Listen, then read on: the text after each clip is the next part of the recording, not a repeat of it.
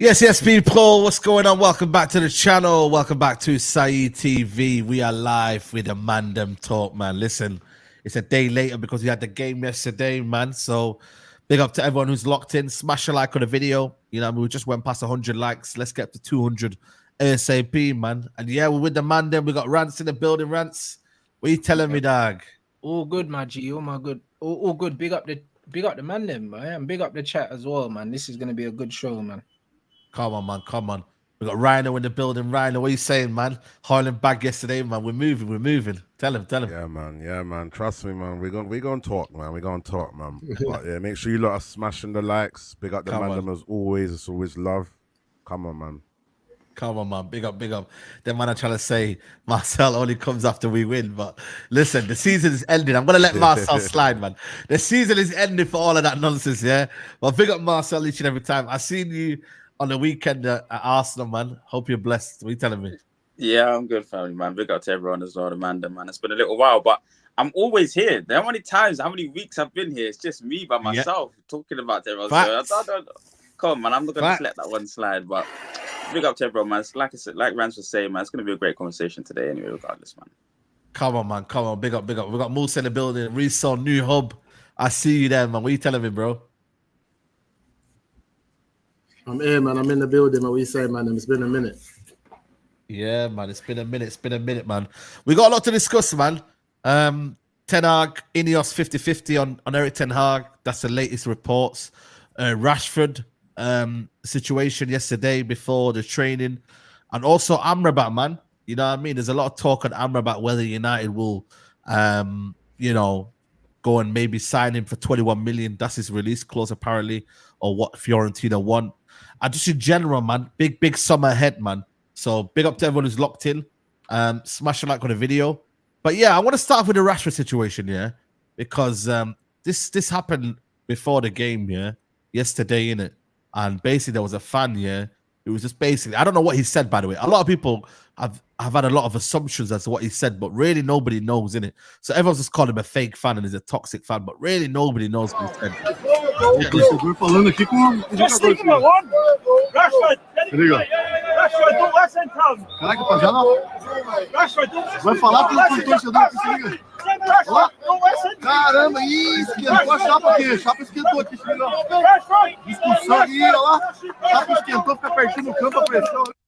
Yeah, so basically that's the video, yeah.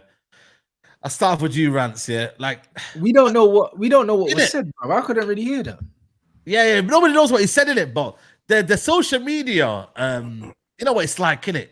Social media is always a judge, innit? Them man always assume a lot of things, innit?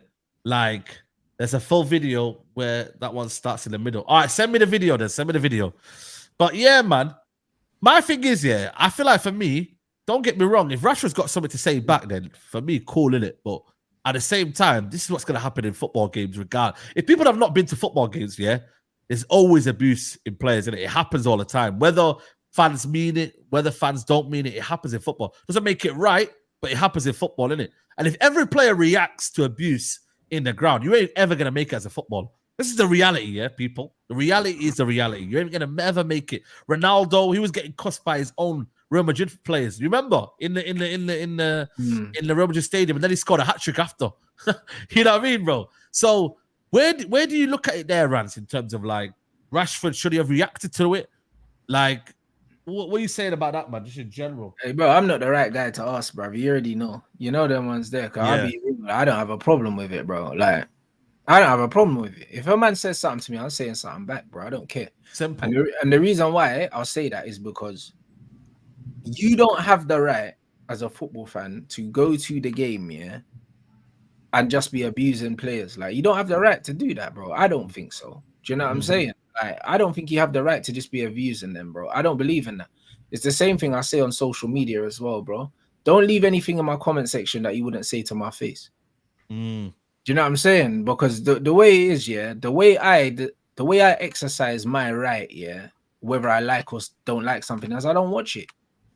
Do you know what I mean? You'll never see me in anyone's ads, in anyone's comment sections or whatever, disrespecting no one. I've even said, and you'll see there's comments under some of my videos where certain people have said something about one of my guests or something, and I told them, listen, don't disrespect anyone that comes on my channel, I'll block you. And these are people that have been subscribed to me for 5 years, 6 years.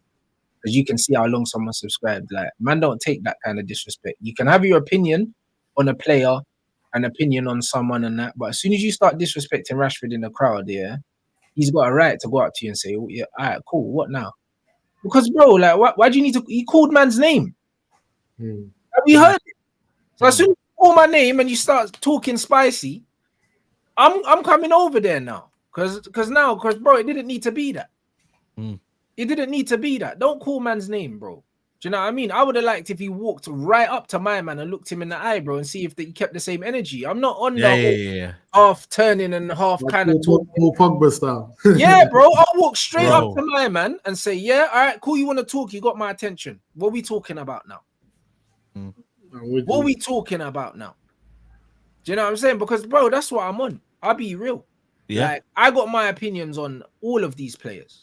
Do you know what I'm saying? But you'll never see me atting them on social media. You'll never see me. Never. Yeah, if 100%. I go to the game, I'm not gonna say, yo, you're shit. I don't need to. I don't rate you. You know, like that. I don't rate you. You know what I mean? It's not abuse if I'm giving my opinion.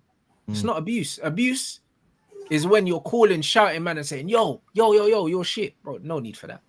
No need for that. And there's not a single footballer that I don't rate that I wouldn't say to their face, I don't rate them. There's not one. Do you know what I was? It don't matter. If a man came up to me and said, oh, how come you said I'm not good? Because you're not good. I don't rate you. So. Nah, bro, yeah. I don't rate you. You know them ones, but I'm not DMing you on Instagram saying you're shit. I don't DM leave people. My club. No. You mad. Because, bro, shouting out Rashford like this, yeah? Shouting out Rashford like that is no different. It's no different to you going and DMing him and saying, right, you're shit, get out my club. There's no need for that. Yeah. There's no need for that. There's no difference between you DMing a man something or atting man on Twitter and saying you're shit, get out or whatever, to shouting down a man in the crowd. There's no difference. There's no difference. You can have your opinion on whatever player you want. As soon as you start atting them and shouting these man and doing all these other things, you're starting a confrontation. So now be willing for what comes on the other side of the confrontation. That's what I say. Yeah, no, listen, you know what it is with me though? Like, again, nobody knows what he said in it, so you know what I mean, we have to speculate. We heard his name though. It doesn't matter. Don't call man and disrespect him because he's minding his own business. Yeah, no, I get that, man.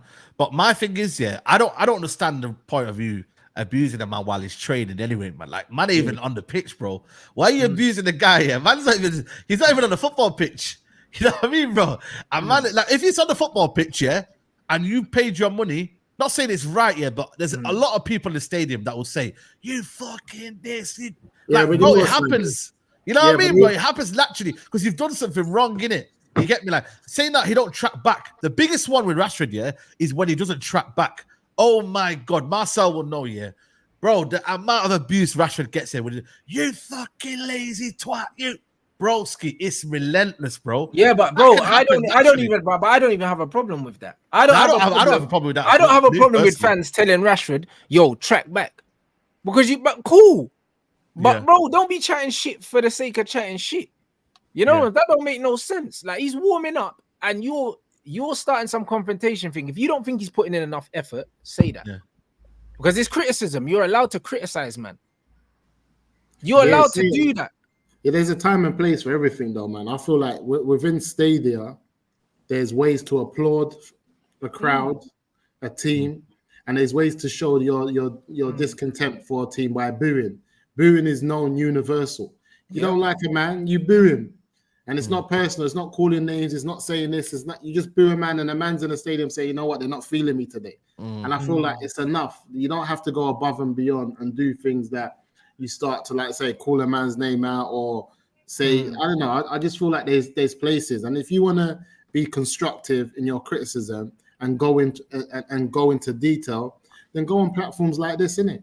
And show your show your discontent in terms of he's not playing well, he didn't do it in this game, and show and give your opinion. But I feel like when a man's out there trying to ting and trying to warm up the game, ain't even started, he's trying to bring back the 3 points. I don't think it's the time or the place. Yeah. I just feel like the sad thing is, as a media, especially the British media, they've created this space where when it's foreign players, especially, they jump on it and they accept it. This is why they've rinsed Martial for years. I don't even know what Martial's ever done to these men, you know. And they've rinsed him for years. And they've accepted it. Things like this, they will come out and say, well, you know, he does deserve it. He hasn't done this. What do you expect? And then a man like Rashford, obviously, when he's British and whatever, one of our own, they will make some excuses. And I'm sure there's people out there that's already made excuses for it. But that's not to say what the guys did. But we're just saying you set a space where people feel comfortable to write off players now, especially because you're seeing you can come on your main broadcasters and they're rinsing players. And I'm thinking, this is a main broadcast. It's not even a fan channel. This is not even, you man are just getting, you man are up there, ex-pros as well. This is why a lot of the managers don't get it. They're like, you man were on the field. Yeah, but this is why it's even more important that managers, even if managers are thinking things, they don't say things. Do you know what I'm saying? Because at the end of the day, as a fan, you're allowed to have your opinion on every single player just because everyone does. You know, like that. A lot of these snowflakes get upset if you don't like the players that they like, because the same way I'll be criticizing a Hojlund or Garnacho, they'll have the same energy for Sancho or Martial. Like, bro, you're allowed to like whoever you like and dislike whoever you like. When you start going out of your way, to actually either calling these men over to chat to them or saying something to them directly or atting them on Instagram or sending them messages, that's not the same thing. That is not the same thing, because there's a lot of man you cannot like my opinions. But if you come up to me on the street and you come to me with that energy, we're fighting. Yeah. We're 100% fighting. You know them ones there, because you're allowed to not like my stuff. But you don't need to come up to me and tell me, right, I don't like your thing, this, that, and the other, bro. Because a lot of men in the chat will never have the same energy in real life. It's impossible. You know, like that. You don't have to like. You do not have to like. You don't have to like Rashford, but you can see Rashford and just ignore him. Yeah. You don't have to call man's name. As soon as you've called man's name, you're provoking the youth for no reason. Do you know what I mean? Like, you don't have to rate him. I don't particularly think he's a great footballer, but if I see him, I'm not going to say, yo, Marcus, you're dead food. What I go on for you? No, that's what I'm saying. That's the difference between me. I've seen these players out and about, man. I don't really need to say it, you know. Yeah, you don't. Yeah, bro, that's it. You just keep it moving. Keep it moving. Yeah. Keep it moving. Apparently this is the long video. Let me play the long video now. Yeah. Here you go. I see him playing himself like me. Vai falar com o torcedor que se liga. Caramba, esquentou a chapa aqui. A chapa esquentou aqui, se liga. Discussão aí, olha lá. A chapa esquentou, fica pertinho no campo, a pressão, olha. O torcedor falando aqui com... Bro, what happened to make him turn around in the first place? He looks fuming. That's what I'm saying. I told you, that's after the Grand Daily set with the shooters. Man's not accepting nothing right now. That's after but bro, I'll be real. To make him turn around like that, someone said something disrespectful. I'll be real. What if he said an overpaid prick or something like that? Like, you know what I mean? And he was like, but even so, it's like, bro, you can think that in your head. You don't need to say that. Yeah, no, but bro, you know what it is? Yeah, I'm not giving him an excuse, but because he's an older generation, them man say whatever they're gonna say. I've been around these older men, yeah. I think you see the rants in the stadium, you know what I mean, master. Them man just say whatever's on their head, yeah. And you know, sometimes, yeah, there's a final word that's missing in it, and bro, they avoid that word. You get it, innit? You get it, bro. Like, bro, listen, like, bro, if the player called him an overpaid prick, yeah, I'm not even saying that's not correct. You know them ones there, because bro, like, he's overpaid. Do you know what I mean? Yeah, he's overpaid. I don't know him personally. You know them ones there, so I don't know if he's a prick or not. There's a lot of things that he's doing now that would make him seem that way. However, chill, I don't need to say that when I see him, bro. Do you know what I mean? I don't need to say that. My brethren's brother used to play for Charlton, up front. And when we used to go there, we used to be on smoke. We used to sit in that family section, and he used to say, listen, my brother's playing. Let me hear something. Yeah. He used to be on smoke. He said, let me hear something, especially to everyone around, man. And that's when we were young. We were excited. We'll go like 10 man deep, watch him, Jason New up front for Charlton. And I will be sitting there saying, say something. And everybody would just, because sometimes it gets personal. I've heard man rinsing people's mums, dads, everything like. Bro, are you mad? Oh, bro, I've heard some madness, bro. Like, listen, you know about the racist things that man's hurled at Paul Pogba when I've been at games. Bro, Martial, man. From our fans. Our fans, that's bro. what I'm saying. Yeah. That's the Pogba long. day. I remember what was the day when Pogba left, yeah? He got abused, didn't it? Yeah. I put on Twitter, these fans are disgraced, yeah. I swear down, bro. Go look at the comments here. They said you can F off with Pogba as all at the football club. All because I said, yeah, the treatment that Paul Pogba got, yeah, at Old Trafford today. I come out the stadium, I said it was a disgrace. But all of a sudden, yeah, and I'm not saying 1 for 1, tit for tat, but where was your energy then, bro? You get me? But now all of a sudden it's a disgrace. Like, you have to keep 100, Mandem. Like, that's what like, it's when it's this, when it's Rashford, it's, yeah, you know, we have to protect him. But when it was Paul Pogba, there was no energy for him, man. Let's keep it a book. Yeah? I'm not saying it's right and wrong. I'm not saying they're both wrong. But I'm like, yo, you, man, need to just relax and keep the same energy. That's all it is. Keep the same energy. Last season, we had the most reports of racism. Every season we do, bruv. Like every season we do. Every season, man. Every season United are the biggest in terms of racism. 100%. Yeah, but you know it is, bro. Like, it's just, I just think that what people are missing right now, what people are missing is you're allowed to have your opinion on every single player. You're allowed to have your opinion on every single person in life. As soon as you go out of your way to provoke these people, whatever you get, you ask for it, bruv. I'll be real. That's what I'm on. That's what I'm on. Whatever you ask for, you're gonna get, bro. Do you know what I mean? Because I was raised a certain way that you protect yourself at all times, bro. That's what I'm on, bro. Like, listen, if you don't like me, you don't have to like me. Don't say nothing to me. If I don't like you, I'm not gonna say nothing to you. And if I say something to you, I'm saying something to you because I'm ready for it to go left. You know what I mean? I don't just chat for the sake of chatting to people. You know what ready, I'm ready, bro, because if I'm provoking you, it's because I'm ready to fight you, bro. I'm not talking and hoping you won't hit me. You know the amount of time man run their mouth, like man was running his mouth to Rashi because he thought that he was safe, bro. If Rashi walked up to him and just boxed man in his face, he's got every right to. You I would have rated it, bro. Yeah, I would have rated that, me. I would have rated it, bro. You know what's mad, Leave him alone, bro. Like, I'm not his biggest fan, but if I see this youth, I don't need to say anything to him. I don't need to, because it doesn't make my day any better by telling him, yo, what, like, right, you're playing shit, bro. Yeah, no, if you ain't got nothing good to say, don't say it all. If you're not gonna hail him up, thank you. There's a reason why that saying exists, bro. Like, you can think whatever you want. You don't need to say what you need to say. That's it. Facts. You know what's mad, Big up to King Lace, by the way, with the super chat. Says we all know. We know who was faking injuries now because some man couldn't give us 10 minutes against Arsenal but can play 90 minutes against Newcastle. As for the fan, he wouldn't say that if it was a player like Zlatan. People pick their targets. That's true as well, But you know what's mad? You can get two different type of people in it. There was a guy, top red in it. He goes, I give you abuse on Twitter in it. So I seen him in it. I seen him outside Old Trafford, And he come up to me, goes, I give you a lot of abuse on Twitter. I said, yeah, cool. Are you going to do something now or shall I keep it moving? And he goes, you know what, man? You're all right, lad, you know. I still what I want, Saeed, but the energy changed.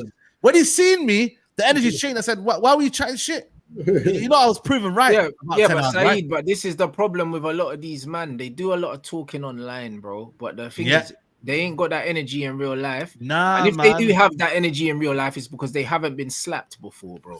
Do you understand? Like, trust me, like, bro, like, man's not been raised in a way that, bro, you don't get a receipt for your purchase. You always get a receipt, blood. You know what I'm saying? So if you run your mouth somewhere, someone's gonna slap you up. Like, this is just how it is. These men are too used to just running their mouth. Nothing happens to them, bare hot air, bro. Have all the opinions you want in your, bruv. You're allowed to have an opinion, bro. You're really allowed to have an opinion. I believe everyone's allowed to have an opinion. Like what you like, dislike whatever you like. As soon as you start going out of your way to provoke someone, you can hold a box, bro. Yeah. You can hold one. You know, with these people, it's like that same thing when they say that it's not what you're saying, it's because it's you that's saying it. You know what I'm saying? It's not what man's saying. They fully agree with man, but I don't like the way. I don't like that. It's coming from you. It's the message. It's the messenger. It's the messenger rather than the message. As soon as someone like Gary Neville has the same opinion as man have, everyone's like, yeah, Gary's talking sense. brother, what are you talking about? It's been that though. It's been that though. You know what? Yeah. Let me bring in Marcel and obviously Rhino as well. But Marcel, is it a case of like he needs to just move for the betterment of his career now? Like, where are you with the Rashford situation now? We saw at Wembley, how the boos for whatever situation that was. I think just the lack of effort throughout the whole season. We've seen the lack of effort when it comes to Rashford in terms of just showing that passion for the badge, man. That number 39 Rashford used to run about the pitch, looked like he cared, but this season, and even in times even last season, and then even under Ole as well, we've just seen this kind of depression. Rashford, things outside of football's obviously affected him, but I think does just maybe need a fresh kind of a restart to his career a little bit. These things are building up because of media speculation, how he's got to take accountability as a man as well. What he's portraying on the pitch, it ends up showing these little elements as well. So it's you don't want that, abuse from fans, your own fans, but it's getting to that stage now where your performances are obviously going to frustrate people. Like you said, Saeed, we've seen it many a time. All sorts of players get this kind of abuse hurled at them. Sometimes it's up to them. We've seen Cantona kick a man, in the crowd for them kind of things. And rightly so. So it's just like, it's up to the player and the human being how they react to things. So I agree with Rance in the terms of, every time you're going to get a receipt on your purchase. So and some people, the type of receipt that you get is different to others, so you got to kind of understand that. So I can agree with that, and but at the same time, Saeed, I agree with you that maybe it's time for him to freshen it up, man, and especially in the best interest of Manchester United. He's wearing the number 10 shirt, man. Wayne Rooney used to wear that shirt. Real bags, man, giving you 150% every single game. Rashford's kind of one season in, one season out kind of player. He's not very consistent. He scores, I think, every other game or so, and he's got a good record for maybe a winger, but just not giving us enough, man. I think, before the show, Rance was talking about the type of footballer that Rashi is, and he's not really playing to his strengths enough as well. So overall, I just think we could get maybe a lot more, and the money is pure profit. If we look to sell him, and pure profit, bro. It's pure profit in terms of the FFP. So on the Man United side of things, I think if it's not this season to look at it, it's next season. I think Ten Hag still does believe in him. Whether that's part of parcel of what the structure's been saying and that kind of thing, I don't know. But I would definitely maybe look to sell him this summer. I would be honest. If you man couldn't sell Rashford, would you be happy for him to go out on a season-long loan to get his career back on track somewhere, with the possibility that if he does a Jadon Sancho, you'll sell him anyway for the money that you want? I think so. The amount of wages he's on over 300 grand. So, bro, even if you get someone to take half his wages, it's a calm thing, bro. I'll be real. PSG is the only club that I see doing that, man. Because loan, I think loan will open up more moves for him.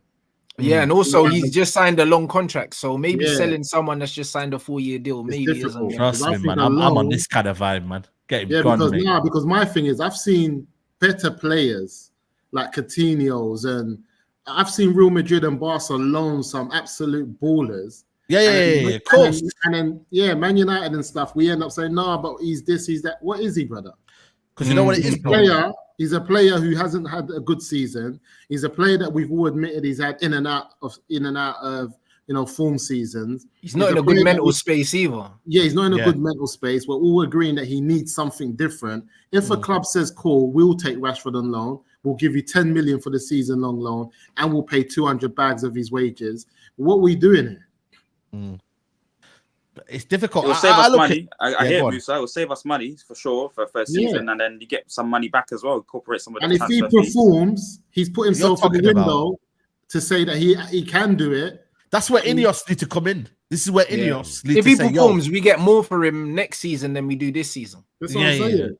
Ineos don't have any kind of jurisdiction on Rashford. You know what I mean? He's big up Nerd in the building. He's a player that, they don't really have like loyalties to him. They've not raised him up. You know what I mean? Like they've not raised him up. They say, I don't need to pay the money. I didn't raise this kid up. You know what everyone's there? Like, that's your kid, bro. You know what I'm saying? And it's pure profit. It's pure profit, So I don't believe in any way, shape, or form United loan a player like Rashford. For them, they're looking at it from a point of view of, we're loaning out this asset. Nah, we can't do this. Even if it's for the greater good later on, they will never in a million years sell Rashford for what he represents in Manchester. Madrid. That's why we're not like Barca, because Barca will get a top-class talent. They won't do good, and they'll say, yeah, we're getting you out the door. And I don't care how much they spent, how much all of that. How much did these men spend on Coutinho? From Liverpool, 150 million, yeah. And they had him out on loan here and there. I know. He went to Bayern Munich. Then he went to, who else did he go to after that? Did he not go to Aston Villa for a bit and that? Yeah, he did go Villa. Yeah. Gerrard. After big 150s. This is what I'm saying. Where was this 150 for Rashford? There ain't been no 150 for him. You know what I'm saying? Look at Griezmann. Man's bought Griezmann and had him out on loan here and there. Like, come on. I just feel like Rashford isn't that player. And if we're talking about giving him a fresh start and also letting him feel like, because that might be the only thing that also gets the move across, because he knows the safety net of coming back. Because he might be thinking, well, I'm not too sure. They say, no, don't worry, go out on a loan, get your form back, get your head right, something new, something different. You prove yourself, you know, you can go on or come back, whatever the case. But I think it's something that we should look at. If not, we're just stuck with Rashford, because no one is paying that type of money in the new contract that we've just put in for him and the type of money that he's on.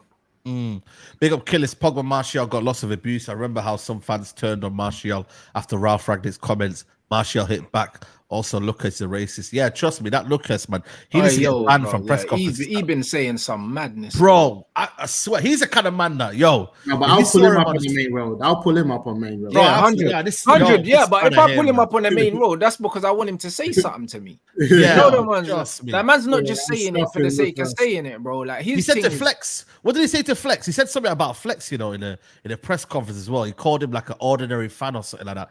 What did he say? He said something in it. I couldn't believe it, bro. I was like, right, man is trying to say that Flex can't be in an interview room, like interviewing fans, in it. He was like, what's his brother doing here, man? I'll be real, yeah. You know what I mean? All of us sitting here are just as qualified as this brother to talk on football, bro. In it, you know what I mean? And I'll be real, yeah. Most of these men as well, these journalist brothers, bro. Listen, because I know quite a few of them. Do you know what I mean? And I've been around them, bro. And these man, bro, them man can't even play five-a-side football, blood. These man ain't none of them. Them man ain't kick ball at no level, blood. Them man didn't even get picked in their school team, bro. These man went and got a journalism degree, never played football, no way. They don't know nothing about football, bro. So I'm not gonna have these man trying to disrespect man that have actually some experience in the game, whether it be in coaching, whether it be at any level. At any level. You know what I mean? And someone like him, and you can tell, that a lot of the stuff he says is loaded as well. You can see it. He doesn't even try and hide it, bro. He doesn't even try to hide some of the stuff he said. I think he said something about Martial chipping a nail or something, so he's missed the game. Yeah. Like, bro, who's talking to, bro? You know what? Nuruddin said it about Nuruddin. You said about exotic players and all this. Yo, this guy's mad. Is that what he said? He called about exotic. Nuruddin, tell him the truth, innit? Yeah, he started saying the players are exotic. Has he been getting away with this though, bro? Like even stuff like that. Like again, even the football club. When you're seeing a brother putting these things out, you're supposed to ban man from the club. United, bro. You know what it is? I don't know, because it's the MEN newspaper is, bro. It's bullshit, bro. That MEN newspaper. That's what they thrive on, bro. They thrive on them edgy kind of like, you know what I mean? Like, that's what they do now. These tabloids, man. The Sun, there's a lot of them like that, bro. Do you know what I mean? And it's bad, man. You gonna say something there, Leon? I was just gonna say, is my connection playing up? A little bit. You're frozen. All right, cool. Yeah, it should come back. Yeah, it's cool back. It's the yeah, same runs. We see it in boxing, bro. There's bare people unqualified to do their thing, and it's just the same old brothers get booked for the same old commentary, for the same old interviews. Do you know what I mean? Like, and it just stinks. It's like, we'll just stick with the guys that know what they're doing rather than bring in. We know in all aspects of sport right now, and that's why I love NBA as well, because they just chat like the Mandem on the panel. Yeah. Like, just literally Mandem, Shaq and them, man, yeah? We know in all sports right now, there needs fresh blood in the sport. We need people like us representing in the sport, because we know the players, we know everything better, innit? Like, these same old brothers, like, how am I watching the post-match games? It's the same old washed-up guys who... Bro, but they'd rather talk to us anyway, bro. Like, when I talk to footballers, bro, when I sit down and talk to footballers compared to when they talk to people in the media, completely different conversation, bro. They'll rather talk to us. They don't want to talk to these man, bro. Their defense goes up immediately. There's a wall that goes up. You can see it. They're like, right, I don't trust these man, because they feel like these men are trying to stitch them up. Because that's what journalists do. They're always trying to get the headline. So these footballers are like, yo, these men are stitching, man. This is why CBS, that channel, does well, you know, with them man on there. I know. Michael Richards and them man there, because they move a bit different. They just brought the level down a bit. And this is why the people are enjoying them type of interviews, because these other men, they move a bit Yeah, it's a bit too much. Privileged, basically. Yeah, 100%. Is this the same one where they had Carragher eating jerk chicken and that? Is it that thing? That's what I'm saying, bro. Yeah, Carragher. Yeah, I enjoy it, man. I watch them, man. And they asked him about the chicken, knowing he's going to sound stupid as well. I see Michael Richards. I think Nigel Reo-Coker came on there trying to be all political, reading from something in his tight suit. And my man said to him, what are you reading from the paper for, bro? Like, what are you doing? Stop it. I like that. That's just like normal. That's something that us man would do if we see someone trying to move all Hollywood on us. You can't be moving Hollywood on the man there.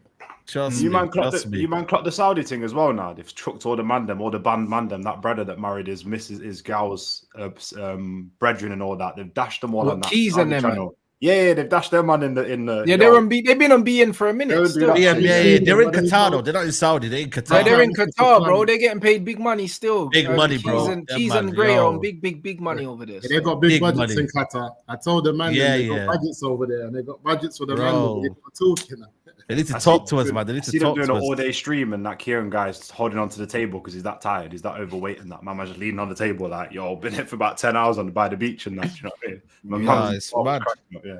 It's mad, man. Nuruddin, can you hear us, by the way, Nuruddin? You can hear us, innit? Big up Nuruddin, man. Make sure you're not liking the video. There's 2.2k in the building. Smash a like on the video. Nuruddin, man, you were there yesterday, obviously, with the speech from Ten Hag and that, man. You know what I'm saying? And, hey, listen, I went, I left, bro, before that speech. I said I stayed. I don't know if he sport a little bit because obviously he was outside with Adam and that, the fan cam and that. But Nuruddin, man, what do you make of the speech? Because I was pissed off last night, and I had man saying, yo, man, stop being negative about this speech. I said, broski, you know why? Because I heard the same damn shit last season before exactly the same copy and paste. Copy and paste, bro. That wasn't a speech. I don't know. That wasn't I don't know. Marcelo has to let us know what the ins and outs of that speech was because, man, it's one of them. Everything defense lawyer. But Nuruddin, what are you saying about the speech? And yeah, man, what are you saying? We can't hear you, bro. Nah, can you hear him? Nah, not yet. Now your mic, I don't think your mic's working. Yeah, lagging a bit, Nuruddin. Yeah, check your mic. Yeah, that speech was dodgy. Yeah, that speech was dodgy, man. No, can't hear you, my bro. No, the mic might not be on. You're not off mute. You're not off mute. I was going to say, before he comes in, that kind of, we can't hear you. We'll let you know. Yeah, he's going to jump out and come back, he said, I think. Oh, see, that speech, I don't know if it was the same for you lot, but when we was, I think it was at the end of full time with Coventry before we went into extra time, the players were in different huddles. I noticed like a pattern of like Amad and them man who was trying to like talk to all of them, and them man were like, nah, we're just doing our own thing. And that I noticed yesterday some of the looks on the players' faces, even Garnacho looked like I seen it. This thing, so. Yeah, he's lost that dressing room, bro. Trust me, them man are not really. You don't think, Marcel? You thought they was all union? You thought they was all inspired? Yeah. No, and I disagree with what Rant's saying in terms of he lost the dressing room. I think there's certain players. By the way, I do like when we're talking about the likes of Anthony, it's kind of weird. That's his player. That's meant to be someone that's meant to be following Ten Hag, believing in Ten Hag, but he seemed like the biggest, I don't want to say pagan, but the biggest kind of like he's just not really. Yeah, but bro, is that not a red flag to you? Is that not a red flag to you? Because to me, that's a red flag. Because think about it this way, the reason why I think it's a red flag is because, bro, this brother begged us to pay over the odds for Anthony. Yeah? When Anthony came in, he hugged him and all that. Then man was saying, "Oh, that's Ten Hag's son and all that." Yeah, 2-2s. Anthony's like, "Bun this guy." I'm thinking, bro, if you can't even keep Anthony on side, find the photo, man, of Anthony. There's something wrong with you, bro. Because if you can't keep him on side, what about the man them that were here that didn't want you here in the first place? You got no chance with them. Now, I hear you, Rants, and I agree with it, but I don't think it's a red flag in the sense of I blame Ten Hag for that. I feel like similar to like a Donny van de Beek, where a player from the Dutch league has found out this is a different caliber. This is a different level.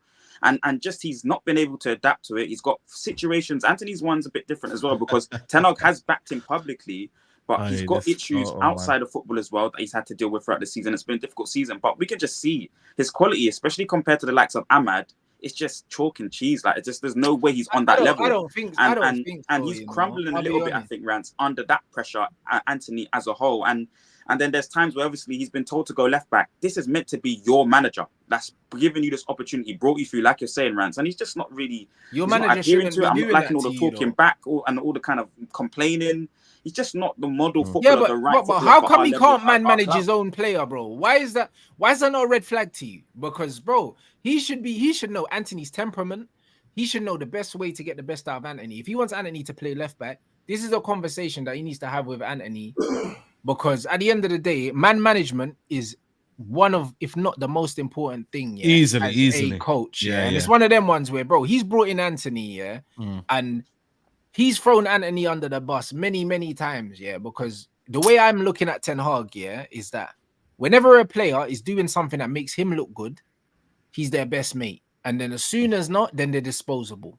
I don't like anyone in life that's like that. You're only my guy when you're of some use to me, bro. Yeah, when I'm and doing this is this is why I always, and that's why I always highlight, look at how Arteta dealt with the Havertz situation. Even when man was saying, why is he playing this guy? Why did he spend this money? He said, listen, brother, that's my guy, innit? None of that chat. Man's got his arm around him after the game and all these other things. He let man know publicly, yo, this is my guy, innit? And if it don't work out, it's my problem. This bro didn't do that, bro. Like, bro, McTominay scored a few goals. All right, Scott's the guy now. You know what I'm saying? Scott's the guy now. You know that? Scott's the guy now. Yeah. Scoring the goals can play. You know what I mean? That's what he's. But that's how he goes, man. That's how he rolls, that's man. What he is, bro. This guy changes his mind all the time, and then he brought on Anthony. Remember the first time he brought on Anthony? Anthony changed the game. And he was playing well. Then he stuck him at left back, bro. Of course his head's gone because he's like, yo, I've come off the bench. I'm proving myself. Like, I've changed the game, bro. Anthony scored the equalizer. Then we get the extra time. And he put him left back. Hold on, bro. Of course he's going to lose his mind because he's like, yo, I've been waiting to prove myself. I'm doing it. And now you're stifling me. Do you know what I'm saying? Like, it's not making no sense, bro. Like, management, he lacks, bro. I hear that, but I don't agree with it. So I think in those particular situations, he's dealing with what the squad is at that time, and that's the best possible fit, a left footer at the left back position in that particular game. I think, in terms of always rewarding players that are playing well, in terms of Scott McTominay at times, if you're scoring goals, you're going to play. I think Anthony, though, as a player, hasn't been consistent enough to always get the right to play on the right wing. And we as fans have kind of pointed that out. Like, listen, he's not good enough. I think you're missing a point. Anyone in except for Anthony. I think you're missing a point, though. I think what I'm saying is you still, as a manager, have to build that relationship with a player to then be able to do those things. The reason why, when Sir Alex Ferguson was going to ask my man to do a job here, same way, the reason why Jose can ask Samuel Eto'o to play left wing back is because he's built that relationship. The trust is there. Do you know what I'm saying? You don't just say to a man, go left back. Nah, you have to build that relationship. So you're trying to tell me that you've managed him at Ajax and you haven't built a strong enough relationship that you can get him to play left back without a problem. That's on you, bro. Yeah, see, that's the thing, Rance. I think they have built that, and then Anthony's crumbled under the Premier League pressures. He's not performed under the Premier League pressures. He's desperate to play at the right wing's position, but Ten Hag's been his hands tied behind the back the whole season. He's got a player that he thinks he can trust to do the job there, coupled with the player himself just being atrocious in terms of his performance this season. You're going to see some frustrations there, and I think it's just best to part ways. Or so what? Ten Hag, by the way, has backed him though, Rance. I think in the media, I think he still does back him. He's given excuses, or not excuses, reasons. I don't like the word excuses. It's definitely valid reasons as to why a player could be out of form this season, and Anthony could issues outside. He called him unstoppable to the league. He said when he's playing well, he can be unstoppable. But I don't want to hear all that. Play me then, if that's what you believe. You know them, man. Just like you said, Amad's been training really well, and he deserves to be playing. Then you weren't playing him. I don't care what you say, bro. Do you know what I mean? Show me how you feel by picking the team, and I'm in there. Actions speak louder than words, man. Thank you. Yeah, big up. I don't care what you're saying. Play me. If it's that, play me. Yeah. How long? You know what's mad, man? That Amad thing, man. I know. Listen, man, it's crazy. It's been fit for a while, and bro, you can see the levels of bro. Come on, man. How are you playing Anthony ahead of him? How are you playing? What do you call it? Certain other man in there, like ahead of it. It's crazy, bro. It's actually mad. The only player yesterday. Bruv. He's our best attacker at the club. Nah, man, I don't want to say his name because he's playing and he's doing his thing and that, but he's not doing his thing, Saeed, man. Bro, listen, let me tell you something, End of the day, Amad should be playing on one side and then the rest of the man could go fight for the other side. That's how I kind of look at it for me. Anyone who's fighting on that side, whether it's Rashford, whether it's Garnacho, whether it's and then whoever's on that side can fight for it. But that right hand side needs to be Amad's position, locked in. Yeah, but I've seen him. You know what it is with my man, yeah, and this pisses me off. Yeah, like don't control these players too much. I see the manager telling Amad, "Yo, stay here, do this, bro." You know when you got special footballers, man. Let them do what they got to do, man. Read the game and do that. Yeah, man. I see even Bruno trying to tell him to do this. And I get it, you're the captain, yeah. But bro, let man just ball out. Same with Kobe Mino.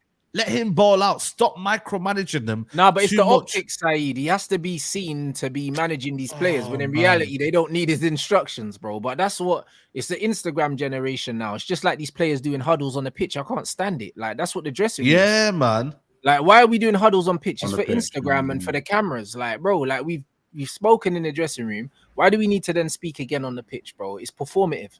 A lot of this stuff is performative, bro. It's embarrassing.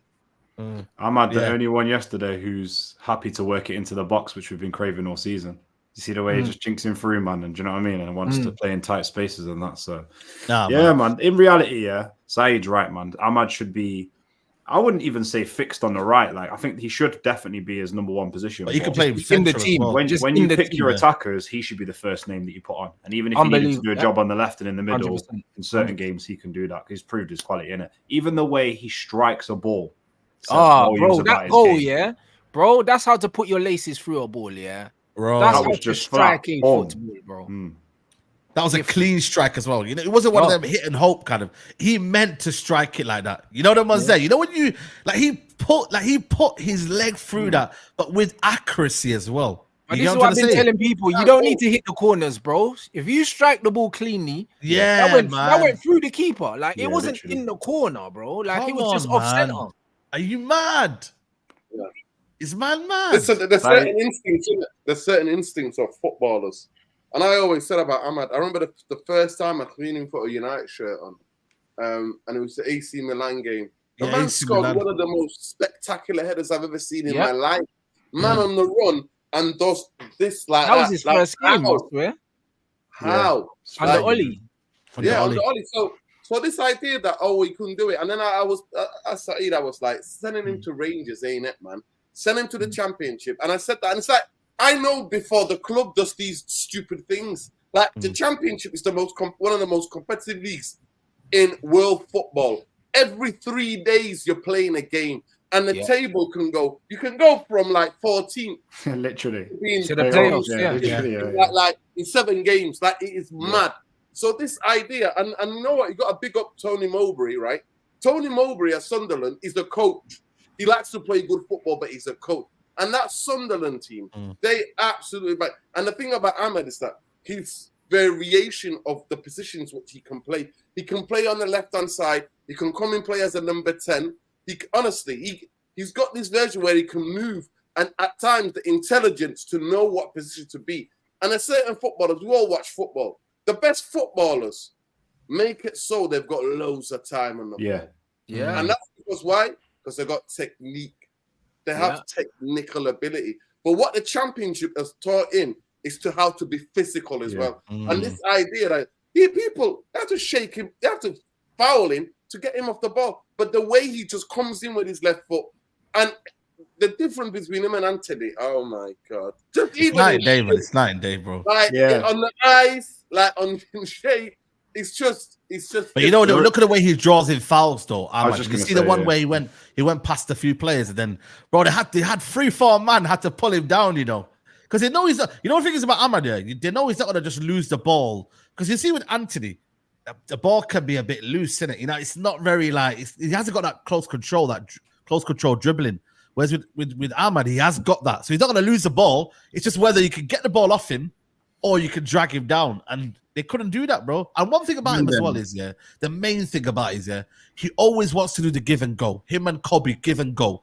Like, I'd rather have a player and this is the problem with Sancho, is that sooner or later people are gonna get tired of Amad. Watch this, because the same thing was doing with Sancho is the same thing Amad's doing. The same thing, bro. The same proper type of footballers. They both give and go. They're both naturally talented, and it's like, but then people want to see the other side of it, where they want to run in behind and do.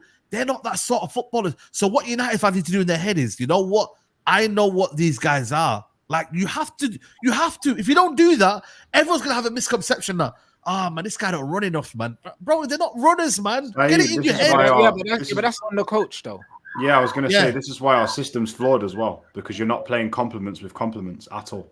Like, you got to remember, if Sancho or Amad are playing on our wings and we've still got Bruno there, it doesn't complement because he's going to be eating into other people's space, etc. We can go on about Bruno. With Amad, one thing I noticed in the championship as well is, the way he can carry the ball. The way the kid carries the ball, like, is so different. If you look at the way that Anthony runs with the ball, it's quite frantic. It's quite, I need to beat you with pace because I don't have the confidence to kind of play around you. But with Amad, it's just chilled. And I feel like if I was playing with Amad, it would give me the confidence to raise my game even more. Like, I do feel like if you did play that Eriksen in that 10, if you did play Amrabat just behind him, they would have that confidence to raise themselves up a level because they're confident that he's not going to do something stupid with the ball. I think confidence goes down within the system and the style of play that we're trying to play at the moment when you're not sure when the ball's going to be on transition and you're just going to be running back. Because our players don't know at the moment. They literally fear going forward because they're like, might have to go back in a minute.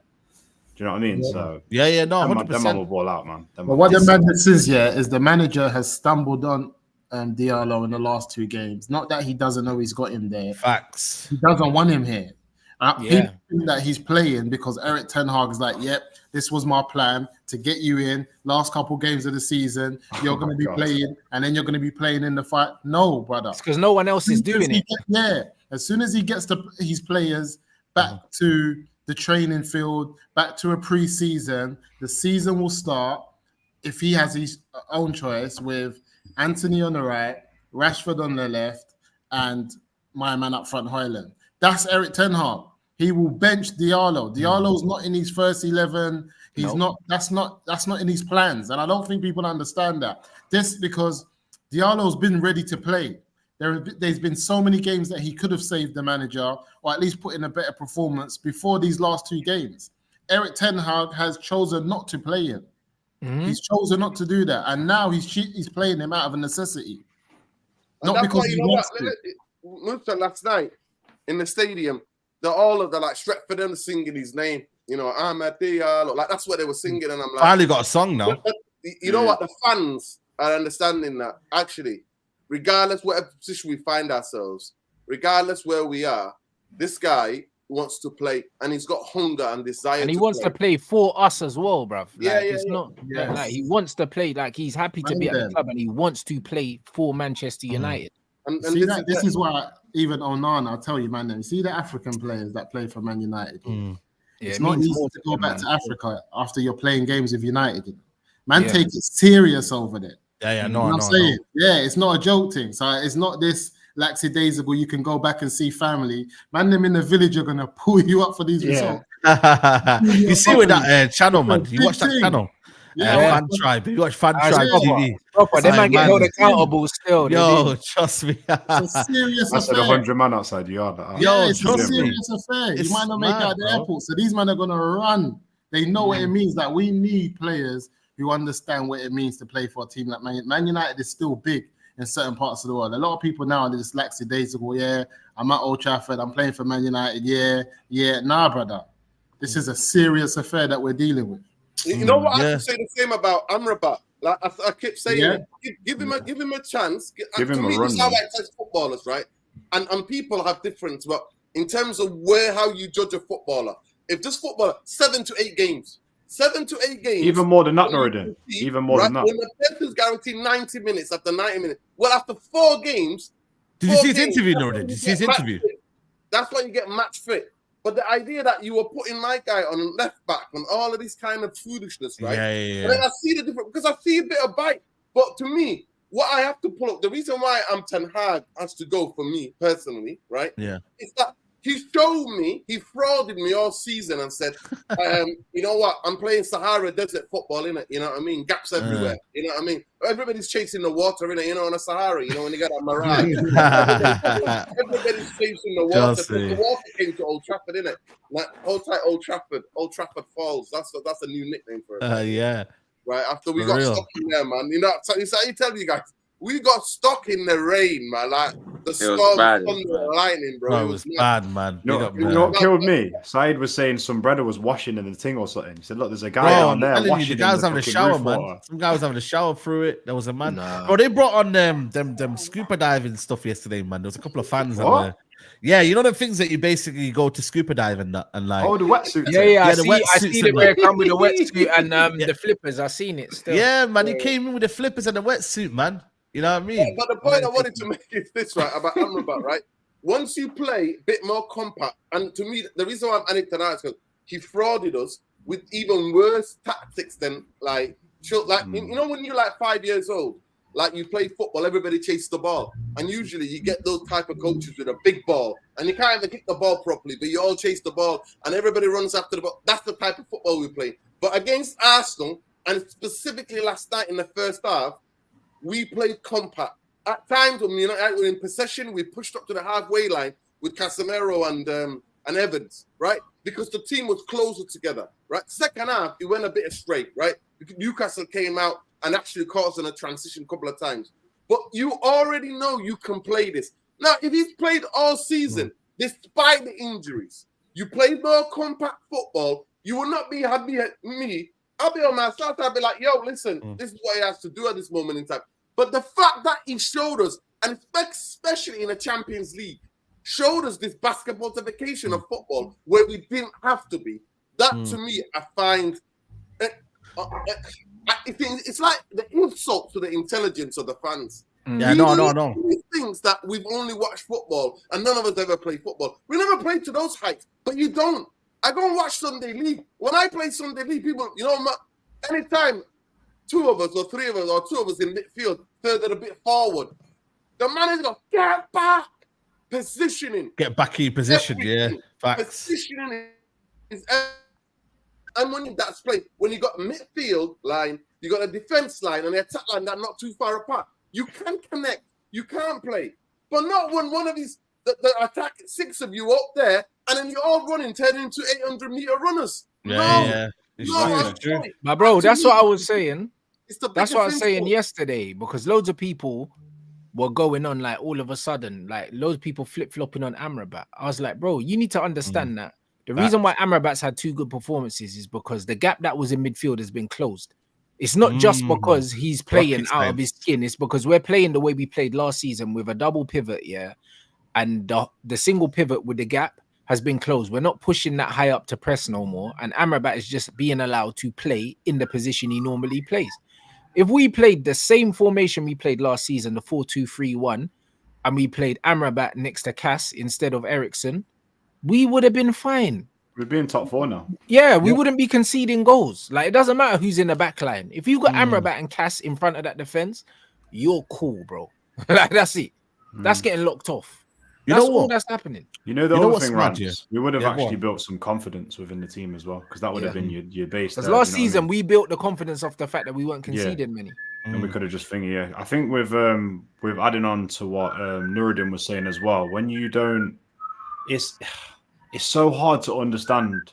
That's why I stopped trying to understand Ten Hag, because it doesn't make sense to me. But like when you were saying about the formation and shape as well, I don't know who's got the.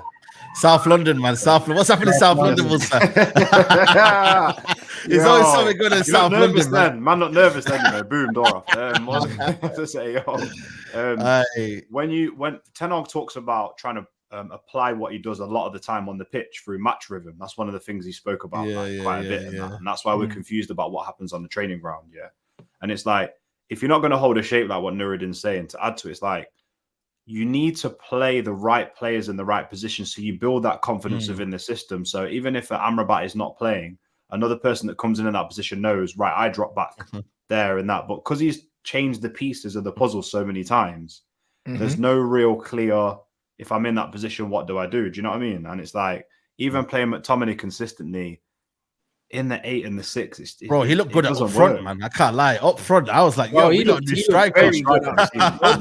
You man know in the chat that I've been on my channel. How long have I been saying? Just he could have been, yeah. Good up front, bro. Didn't he play in the youth team? Yeah, that's to say he was a striker when he was He was coming up. Yeah. But That's what I'm saying. But the injuries, guys, man. Let's not pretend that there's not been injuries. McTominay's been fit though, bro. This Ten Hag McTominay's been fit. McTominay's been fit, bro. Like, brother, McTominay ran that line perfect. Now, he did well, man. He did well. He's ran the line better than Hojlund's done all season, and that's not a dig at Hojlund. He's not there yet in terms of his game, to be doing that. But fair play to McTominay. I can't lie to you. Midfield is a no-go. This is where I have to disagree with you. The reason why I disagree with you is because Saeed, McTominay has played his whole adult career, not in the centre forward position, and he still has the IQ and the understanding of the position to receive the ball and to do these things, bro. This is not his everyday. So the fact that Hojlund's been doing this every day, age ain't got nothing to do with it. No, but McTominay understands how to play the position. Yes, that is it. Okay. How many competitive seasons has Hojlund played? Bro, it doesn't matter. Like, he's been a striker his whole life. No. If you understand how to play the position, you should understand how to play it. Scott is playing from a level of understanding, even though he hasn't played it in the adult game. You said the youth team. He's not played an adult game as a centre forward, and his movement, his body shape, even his understanding of when to try and take a player on and when to hold it up and wait for help. There was an instance yesterday where I think Scott jumped up for the 50-50, didn't win the header, spun around, got the rebound, put his body in front of a player, and he was just holding it. No. And I'm like, that's what you're meant to do. Hold and wait for help. Hojlund there fighting, man, then fall over. I know. Let me back him up. Let me back him up 1 second before you go, Leon. My thing is, Hojlund's had, this is probably his third competitive season. He had one season at Copenhagen, then he went to Atlanta where he played in a 2-man system. Or if he didn't, he played on the wing. Then he got straight into a Man United team, which you can see the components of the team and what we're doing right now. Ten Hag hasn't got a clue. That's still not disproving. No. I'm saying he doesn't understand how to play the position. No, but I'm saying you're just giving me but also experience does count for a lot though in terms of what McTominay. What experience does Scott have? Scott ain't played up front. He was a striker when he was growing up. He was a striker. Yeah, but he hasn't done it in men's football though. Yeah, but it's still, he knows the fundamentals though. He still knows the fundamentals of what he's trying to do. But so should Rasmus, because Rasmus has played up front. But that's where we haven't. Yeah, but I think saying with fundamentals, you kind of have it or you don't. You can't. No, I agree. 100%. I agree. I 100% agree with you. If you either have it or you don't. But I also think sometimes. Yeah, go on. Let's not make it out. The tactics of the manager has not made. Look. Yes, that's where my point is coming from. Most players in the team worse than they are. Some of these men are not as bad as we see them. It's the system the manager's putting them under. And I spotted it from early days when they go hoof the ball and they go Rasmus fight like Mortal Kombat.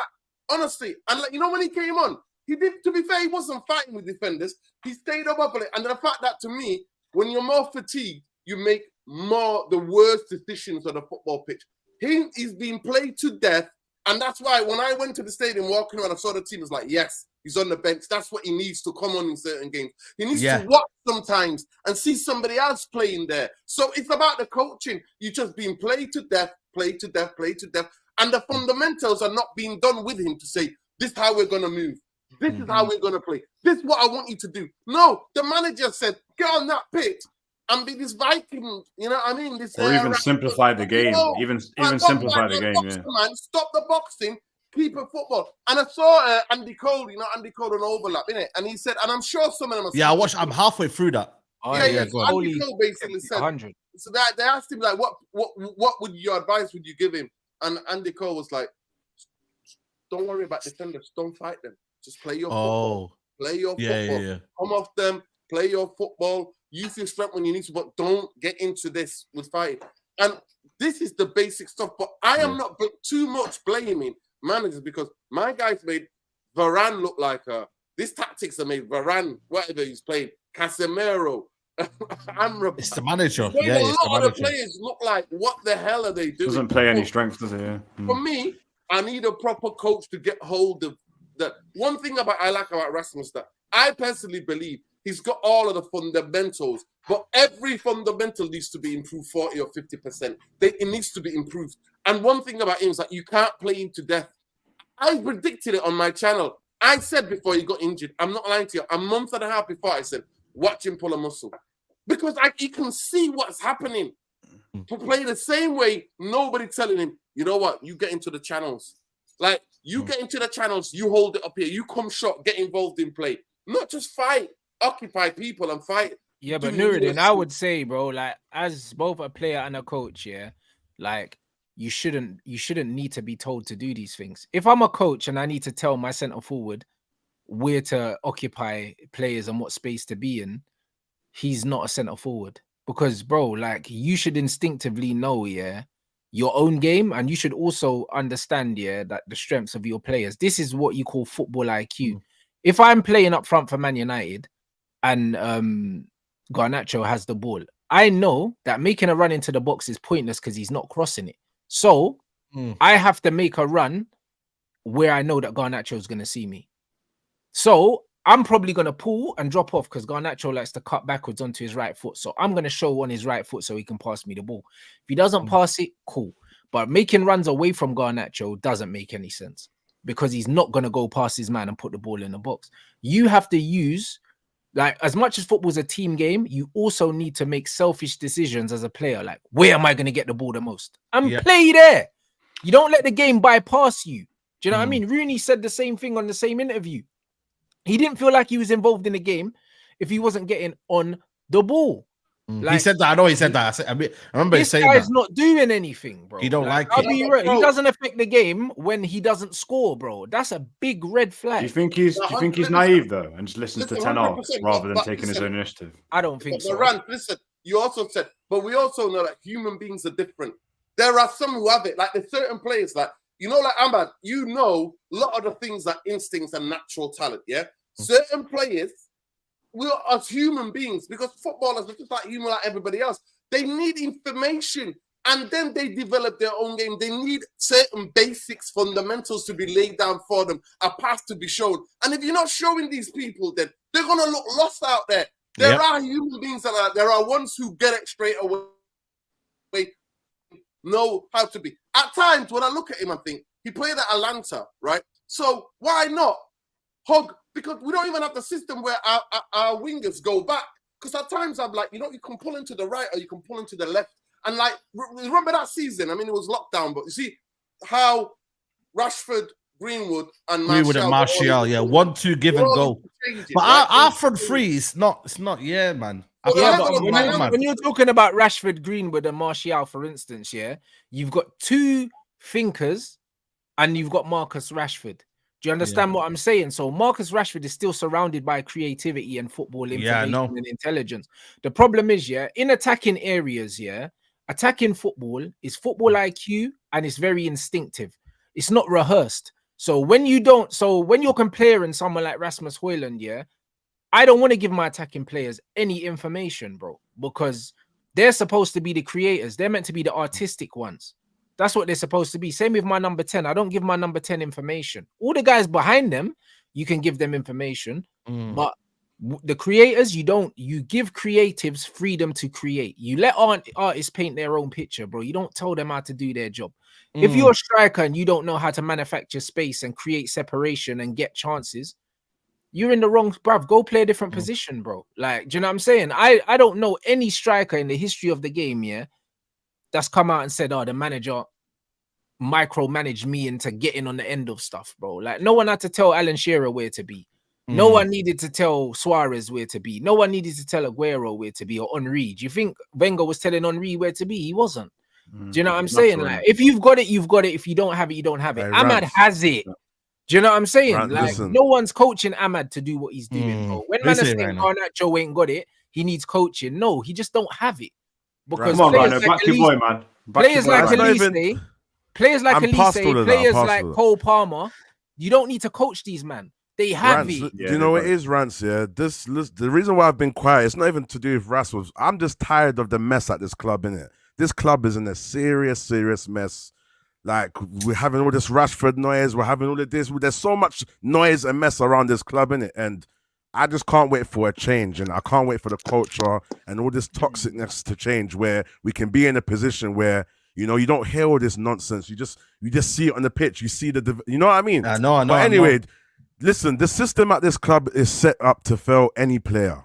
You know, we've had the likes of Casemiro playing last season, doing his thing. This season, he's looking a mess. Everyone's saying his legs are gone. I don't think his legs are gone. I know he's getting older. I do believe there's an element to his game that he's lost. But it's the same thing we're seeing with someone like Casemiro. Like, he's been put in centre back. You might use the same argument, Rance. You might say, okay, Casemiro should still have his IQ and be smart, but he's just lost in this system. And that's why I'm not really getting onto Hojlund. Yeah, he scored. We just need to play all these players to their strengths. From when someone like Casemiro can die at this club, someone like ain't got nothing to do with IQ, bro. His IQ is what cleared the ball off the line yesterday. No, but his IQ is still what caused us to go against Arsenal. His IQ is the reason why we lost against Arsenal. It's the same thing. Come on, Rance. We have to be consistent, man. Wait. Go on. He should have got out against Arsenal. He should have. There's That's no IQ though. He's not a centre back. So when he's jogging out, I've said that. So when he's jogging but out, Rasmus is not. Rasmus is not. We're not playing Rasmus in the position he is as well. I'm not talking about it's the same thing. Rasmus right now. I'm not talking about Rasmus right now. You can see Casemiro's IQ because the amount of last-ditch challenges he makes, the goal line clearance, and all these other things. Yeah, most of the time, you see when centre backs jog out, it's not football IQ, bro. It's muscle memory because as soon as the ball goes up, they just get out because they're used to just getting out. He switched off. That's got nothing to do with his IQ. He's not a centre-back. But when you look at how he sweeps up for us, that goal line clearance yesterday is probably the reason why we win the game. Because if that goal goes in, because if that goal goes in, different. And he made a couple last-ditch blocks as well. And Amrabat made the sliding thing. Yeah? Sliding tackle, So we could have lost that game yesterday. Cass is getting exposed because he's never had legs. And now he doesn't have the support. It's got nothing to do with his IQ because his reading of danger is still very, very high level. And we see it. Like, even when he got the yellow card, he sensed danger and he's like, fuck it, I need to foul this guy. He still has that. No, Rance, I'm with you. I defended Cass because when we had that game against Arsenal, a lot of the fan base got against him, and I defended him. The first thing I said is he's not a centre back, so I agree with you fully. What I'm saying is you can't compare an experienced operator like him to someone like Rasmus who hasn't scored double figures. But here's my point though. Comparable. Here's my point I'm trying to make though. My whole point I'm trying to make is the system is set up to fail all these players. By the time, if we had 10 more games, we're going to see Amad go downhill.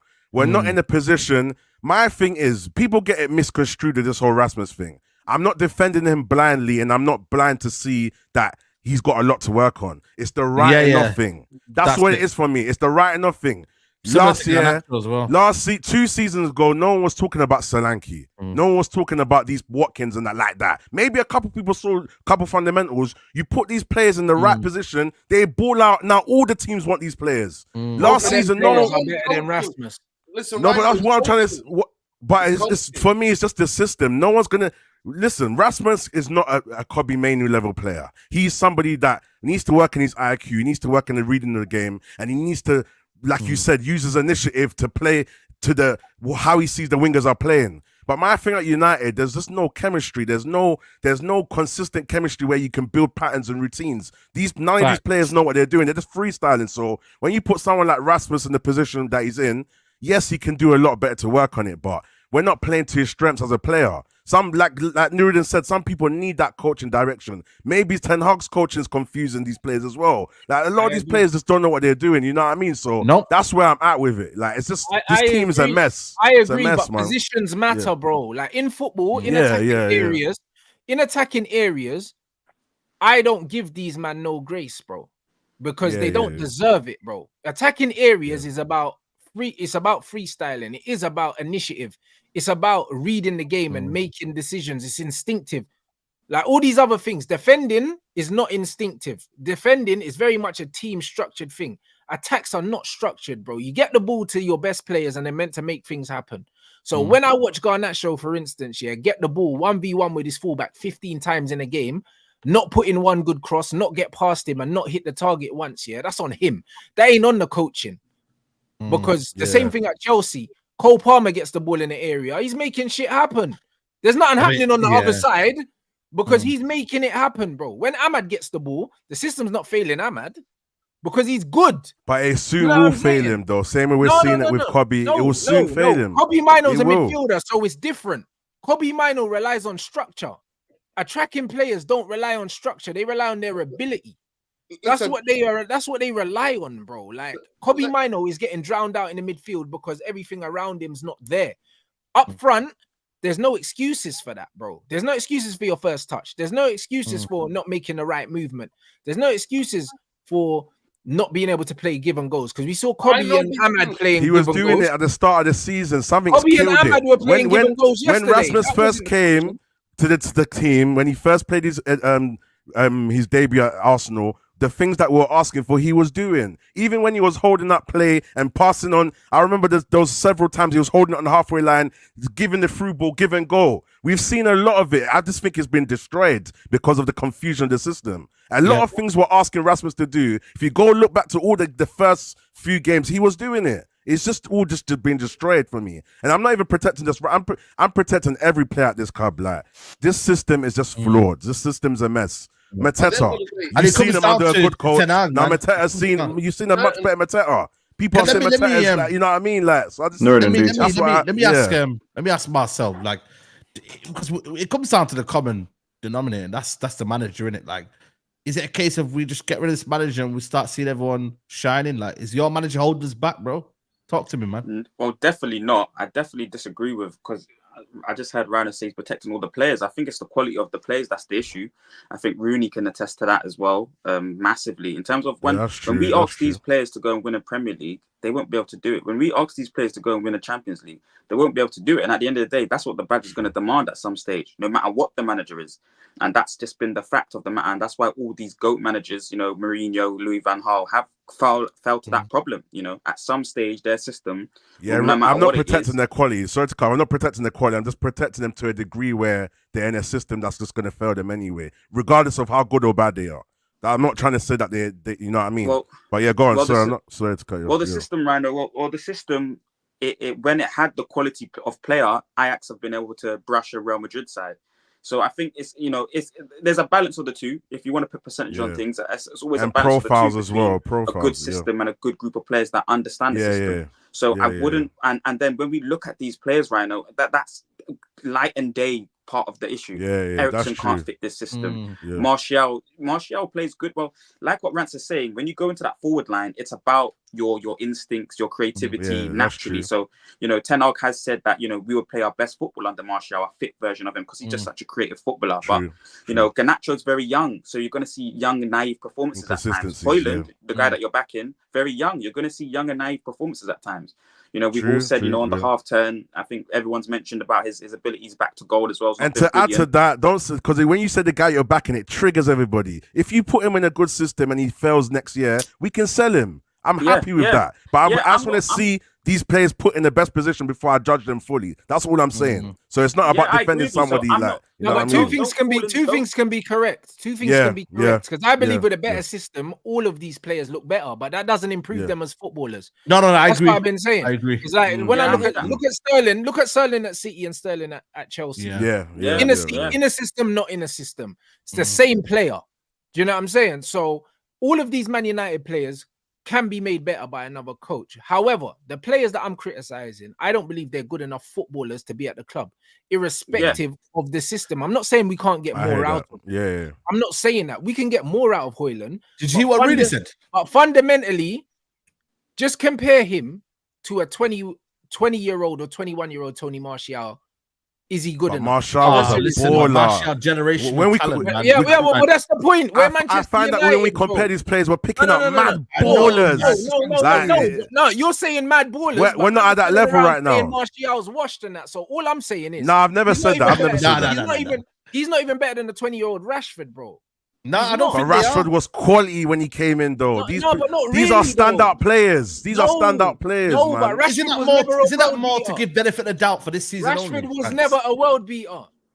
Do you know what I'm saying? This is the point I'm trying to say is, we're giving him the benefit of the doubt because of his age and maybe other things. And familiarity as well. Maybe other things, not just his age. League. Because, bro, all of a sudden... For me, it's just his first time in the league. That's what... People are happy to brush away the fact he cost 72 million. Jackson costs 30 million. It's his first season in the league as well. And Jackson's outperforming him. But no one's talking about that. Because it's taking them a while to build into the right system, and Poch has got it right now. No. It's not that. Poch It's not the got it right system, now. bro, because Chelsea players can't hide behind the system because they don't really have one. His first half was not good. Jackson's first half was not good. When I watch Chelsea, I see a bunch of individuals on the pitch. There's no real playing style, That's why Cole Palmer's been they've had a system, Rants. No, they haven't. I said it. Saeed, you remember me saying that when we had this conversation? I said Chelsea have better patterns than we have. That's why they're above us now. They just have. They do. No, they don't. They do, Rants, man. They do. They don't, bro. Like, bro, listen. They got better players than us.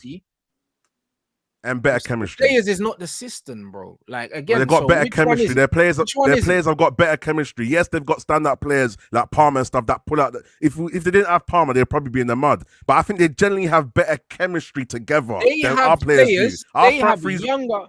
They have younger players that have better football fundamentals than a lot of the players. I can agree. Yeah. True. That's true. That's what they have. It's not the system.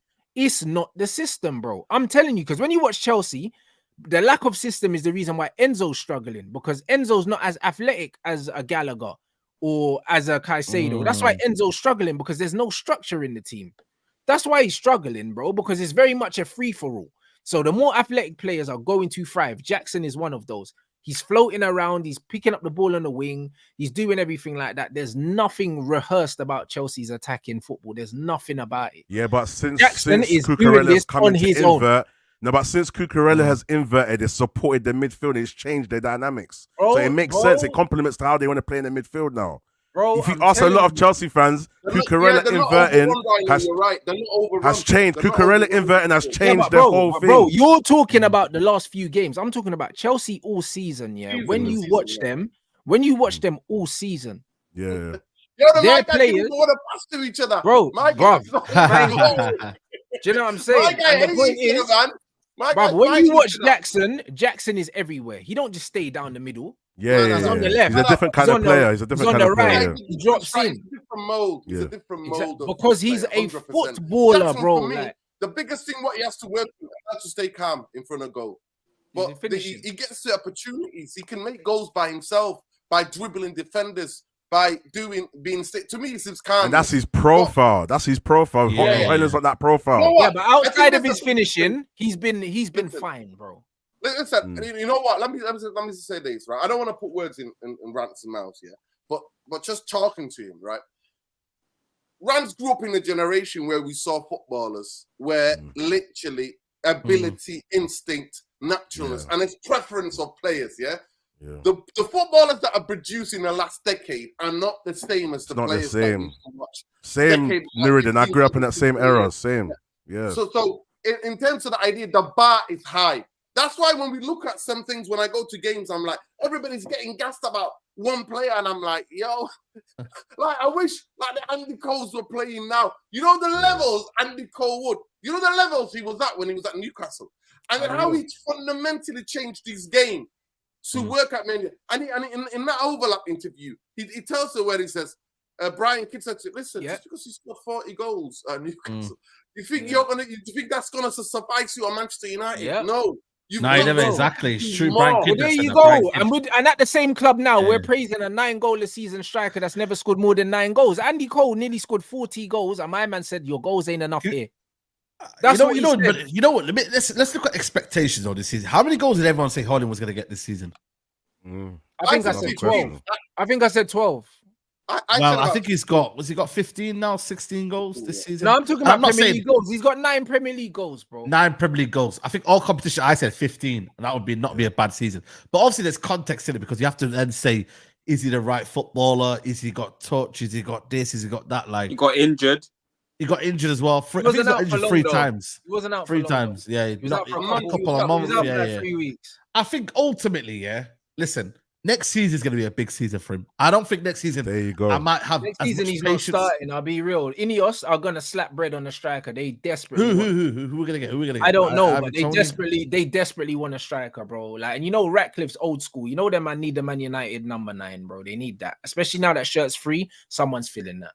promise you. Yeah, I agree with you, right? I wouldn't mind that. I wouldn't mind that. Very young. I think we just need I to give wouldn't him a bit mind more that. time. You know, Not you're Sesko. right in terms of Don't he shout doesn't me have the Sesko, fundamental man. I don't want technical Sesko. side of the game. Yeah, that's but he my needs point. more time. Nah. You're again. Look at this. Also, I agree. I agree. He does more. He does need more time. I agree, but I also think that people are misprofiling him. Yes, that's true, Rance. Facts. And I also think that people are giving him more credit than he deserves for what he's shown. I think that he very much needs to prove himself. People are saying that he's gonna be this, he's gonna be that. Yeah. I don't like when football fans put their hopes onto players. I judge players on what they've shown me, and that's why. And this is why I have my opinion on him. And I have my opinion on Garnacho. People are talking about ceilings. I don't care about ceilings because I know one injury can ruin a whole footballer's career. I can only speak on what I've seen of them. And from what I've seen of them, Rance, on the question, there's too much. Yeah. So what you've seen right now, does it indicate that he has high potential? Because and I'll use Jackson as an example then. What you've seen right now from Jackson for you is indicating that he's got high potential. He goes way higher. Wide, he's got a lot of energy to his game. He's got a lot of ability, can break the lines on and off the football, literally. But from what you've seen from Hojlund, then, do you see him as someone that has high potential then? Not really. Do you know what I'm saying? Not really. Because when I think of a high potential player, attacker in the Premier League, I'm thinking of someone like Isak, high potential, very inconsistent, but he's got high potential. Like if he cleans up his game, he can be one of the best strikers in Europe. If he sorts out, agree with that in terms of Isak. I don't agree with your statement, but I agree with that. I'm on this one. Big up Elite Pundit. But I don't think Cunha, I don't think he's a good player. Yeah, I don't think he'll get anywhere near that. Do you understand Leon. what I'm saying? When I look at Jackson, I see Jackson, who's got a very good all-around game. He's got good physical strength. He's got good football IQ. He gets assists as well. If you look at his weight of pass, his crossing and stuff like that, he's got that, but he's still very raw. But he can refine that in it. But his movement and what he does instinctively, I like. When I look at attacking players, I like to look at what their instincts are because in football, you don't have a lot of time. What does this player do when they've got no time? And what Hojlund does when he has no time is fall over and lose the ball. That's a worry. Look at Amad. When Amad doesn't have time, what does he do? Puts his foot on the ball and he might lean into someone. Slows the game down. Slows it down. Do you know what I'm saying? Like when it comes to attacking players, and I have an attacking bias because I've always been an attacker. I like coaching attackers. I like watching attacking football. Come on. So what do these guys do when they don't have time to think? What is your instinct? That's why I like Martial up there because he'll back into someone, put his foot on the ball, he'll roll it, he'll spin, he'll do little things. Instinctively, Rashford can't do that. Yeah, that's why Rashford has to play facing the goal. Hojlund only looks good to me when he's facing the goal. Facing the goal, yeah. And you can't be a centre forward if you're only good facing the goal, bro. Can I just say something quick? Can I just say something quick because I've got a dip in it. But with Hojlund, it's a weird one because I think it's what do you look at Hojlund as? Like for me personally, I know it's not what we paid for. Like I think we was on a stream right now, and I was saying it's like buying a Golf GTR and spending 100 bags on it. It's a 30 bag car in it. Like, do you know what I mean? You ain't. It's not worth that in it. Like, and to be fair, it's not really showing he's going to be a GTR, but we'll get there in it. For me, he's lacking a lot. So I feel like we kind of need to do. It's probably not going to be the best comparison. What Pep did with Sterling because we're stuck with him. So I have to kind of look. It's hard because I'd love to like argue to the death of Rance and say, look, you're too harsh on him and rare air. But for what we have seen, we haven't seen a lot of quality. And the instinct is something that I think is gonna. You kind of have to, as a striker, kind of go like, when the game's not going my way, F what the coach says, F what you like. Yeah. Just put myself where I know I should be. And then that way, the worst comes to the worst, you're not providing me with what I need. Do you know what I mean? So I feel like with him, I think he needs to. We've now got a thing now where we've put pressure on him. We're playing this amount of games. I feel like we need to play a system where it simplifies everything that he does next. But this is why Mateus Cunha is so good and perfect for this team. Yeah, you might not get a goal scorer, but he's going to facilitate for other man. Yeah. Like, and that's what you need as well. Sometimes, listen, I'm not saying go and get me hey, Gabriel Jesus here for me is a similar kind of clone to Cunha. But one thing about Cunha, he runs down the channels. He's technically sound. You know what I mean? His dribbling is decent as well. but he just links up everything well, man. That could be our second striker, say, because this is Hojlund's not going to be. I think, to be honest, with you, we need to what we need to do is we need to play him on the right some games, play him in a 2, or we need to play a very simple system with him, and that's to get the best out of him. I'm the coach. I'm playing him on the right. Yeah, Rance, I'm not saying he's ever going to be a 30-goal a season striker. I don't see. I really don't see that. 30-goal a season strikers don't really exist in the game anymore. We need to get away from 20 and stuff. Trust me. We need to get away from that kind of rhetoric. Yeah, no, you're right. I feel like with him, he just needs to play that squad role, go sit and be the second striker for us. And I think we're stuck with it. We're going to have to kind of maybe look at 3-4 years of him to get a little bit of money's worth. If we get a chance to sell him for 30-40 mil, you kind of got to take it. And I think that's it. But I feel like hopefully this is the last guy that we do this stuff with, because it kills me, man. Bro, you can get play him on the right and you can get goals out of this kid, bro. Yeah, you could do. Yeah, he could get goals out of this He's got kid, power. bro. He's got a bit of power in a bit. He can strike the ball, bro. When he's not falling on his ass, he can strike the ball.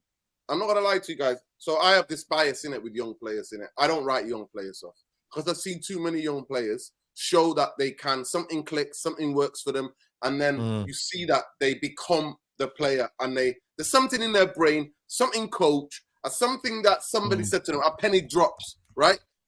I think Rasmus Hojlund Can you give us an example of that at one club and not going somewhere else? Because if it's going somewhere else, that doesn't count. Yeah, I'm no, but for example, listen, I go to one of the best strikers in my lifetime, watching Ian Wright. Ian Wright was an amazing amateur. Yeah? He would play Saturday, Sunday league, and we all know the reason why I didn't get an opportunity because he was racist, and he used to stop. He used to, when people were just saying racist, casual things, he would never let them get away with it, right? So, but when Ian Wright went to the Premier League, when he went into the professional league, he understood that he had to learn certain fundamentals, and he worked damn hard at those fundamentals. He never lost his instincts. So what you were talking about, Rance, that the idea of the cheeky. That's why if you go back like highlights of Ian Wright, the stuff my guy was doing, and players like Dalian Atkinson, rest in power, Dalian Atkinson, the policeman killed him, innit? Racist police in Birmingham killed him. But he was those two are my favorite strikers as a kid growing up. Why? Because those guys did things that street ballers were doing in my hood. You know what I mean? Like twist and turning and chip and doing all of the madness. But to me, players, Ian Wright, every time he talks about what strikers so, because I watched him and I saw him, my guy absolutely dunk on these defenders. He's talking about like literally playing ball like left foot over the guy's head, right foot over the guy's head, and then volleying things, right? He had to work specifically on actual deficiencies in his game. And I genuinely this is where I agree with you. I think the hard work and graft that goes into becoming the player that you want to be, systems can match that, and system can make you look amazing. But genuinely, I know. Without the system, you're not that type of player. But Nuruddin, to add to your example though, because bro, I know Ian Wright. Like I've even maybe about, let's say, 7-8 years ago, I think I've kicked ball with Ian Wright, like played 5-a-side and stuff like that. Even now, bro, his technical ability, people don't realize how 2-footed this guy is, you know. Like he can play with 2 feet. He's got a great left foot, even at the age when I was kicking ball with him. But the difference is, Ian Wright was adding to, no pun intended, the Arsenal was already serious, bro. Like, so he was adding little things. Same with Andy Cole. He was already a great striker and he came to Man United and he added to what he already had. What I'm saying about these players, they don't even have the baseline of what these men had to add into it. Because obviously the level's different. Ian Wright understood that, like I'm competing with the Shearers and all these men. I can't just do this. Same with Coley. Then he came to Man United. They said, all right, cool. You done all that. That's nice, innit? That's cute, but that's not going to run here. These guys don't even have the basic fundamentals that Wrighty and Coley and these guys have. They don't even have that. So, like, I can't think of a single young player that I've seen at our club or any other club that I've seen come through and I think, they're not going to be good. And then they've just been good. It's never happened. I've seen players come through at our club or we sign a player, for instance, like Memphis Depay. I always saw how good Memphis was in the Netherlands. When he came to Man United, I believe that he came at the wrong part of his career because he was still developing and we wanted him to be the 7 and be the guy now. He was still finding himself. So I think it was right player, wrong time. But as Memphis moved into centre forward, You've seen the quality the guy's got. He's all-time top scorer now for the Netherlands and all that. But he always had qualities. It was just the wrong timing. I've never seen a young player come into a first team and I think, there's nothing there. Then all of a sudden, they're Ryan Giggs. Bro, at 13, man, knew Giggs was Giggs, bro. Do you know what I mean? One of Ferguson's first things he did come into Man United was go get that guy away from City. Do you know what I'm saying? So you can see when a player's got something in it. I've never seen a player that's come through the youth team and never really had nothing about them and then turn into Ryan Giggs or David Beckham. So, Rance, are you saying from all the goals that we've seen Hojlund score thus far, you're not seeing much? Like there was a goal, I think, in the Champions League where he's bearing down from the left-hand side. Yeah, the goal that I liked Hojlund's one was the Champions League one, I think, where he ran like from like the halfway line. And that's his game. That's his game. I like that. But again, what did I say? When he's facing the goal. That's why I'm playing him on the right side, bro, and I'm saying, do what Mo Salah does for Liverpool. I don't think it's the ability like that. But there was a show I was arguing with you lot. I can't remember who it was. Listen, Mo Salah's not. People said Rashford couldn't strike a ball. I think it was Leon. I was arguing. Rasmus can strike a ball, but the problem is, his body shape, and also he panics, bro. Like even that chance that we had, against Arsenal, through on goal, and he slipped. Yeah, he gets anxious. I know. He gets anxious, bro. I think that's confidence. Confidence, though. Well then, Nuruddin. So how do we sort that out? Play him on the wing where he gets loads of touches. You can get confidence. Because you get more confidence. I don't think he's got that kind of agile. He's not the agile though, is he? Not, but you get more confidence in a game when you get more touches. So play him in the wide position where he can get loads of touches on the ball. He can feel the football. He can lay it off. Cut back, hold it, play it off, and then you get confident. Do you know what I'm saying? His goal last night. I actually liked his goal. That's his trademark goal. That's his trademark goal. He's done that twice now. Right? He's done it twice. Receive the ball, facing the goal, fake the shot, and hit it early. So play him on the wing where he's getting the ball and he's facing players up, and he can use that. But he can't use that facing the other way. Yeah. No, but you know what? To me, 100%, I'm a massive believer that you can teach a striker hold up the ball back to goal. And you can get them that touches. I believe that you can do that. That one-on-one can be done. I don't. It can be done. Ian Wright talks about it. He said, my back to play goal, I had all of the instincts, but my back to play, I had to work on my first touch and how to hold up the ball. Because he played against guys who used to come through the back of you. The guys used to wipe you out. That was the difference. But listen, I just want to pay a tribute. Listen, I really don't want this show to end without paying a tribute to Martial. Anthony Martial. For me, what player, man. One of the best young players I've seen at Old Trafford in a long, long time. One of the men that when I went to that stadium, every time he got on the ball, I stood up. You know what I mean? And that's what football is about for me. I want to see people. I bet he balls out in his next club, you know. I give you any money. He's going to stay fit. He's going to ball out. Listen, the blame lies with Manchester United football. Of course. It always is. And I'm not here for that bullshit narrative.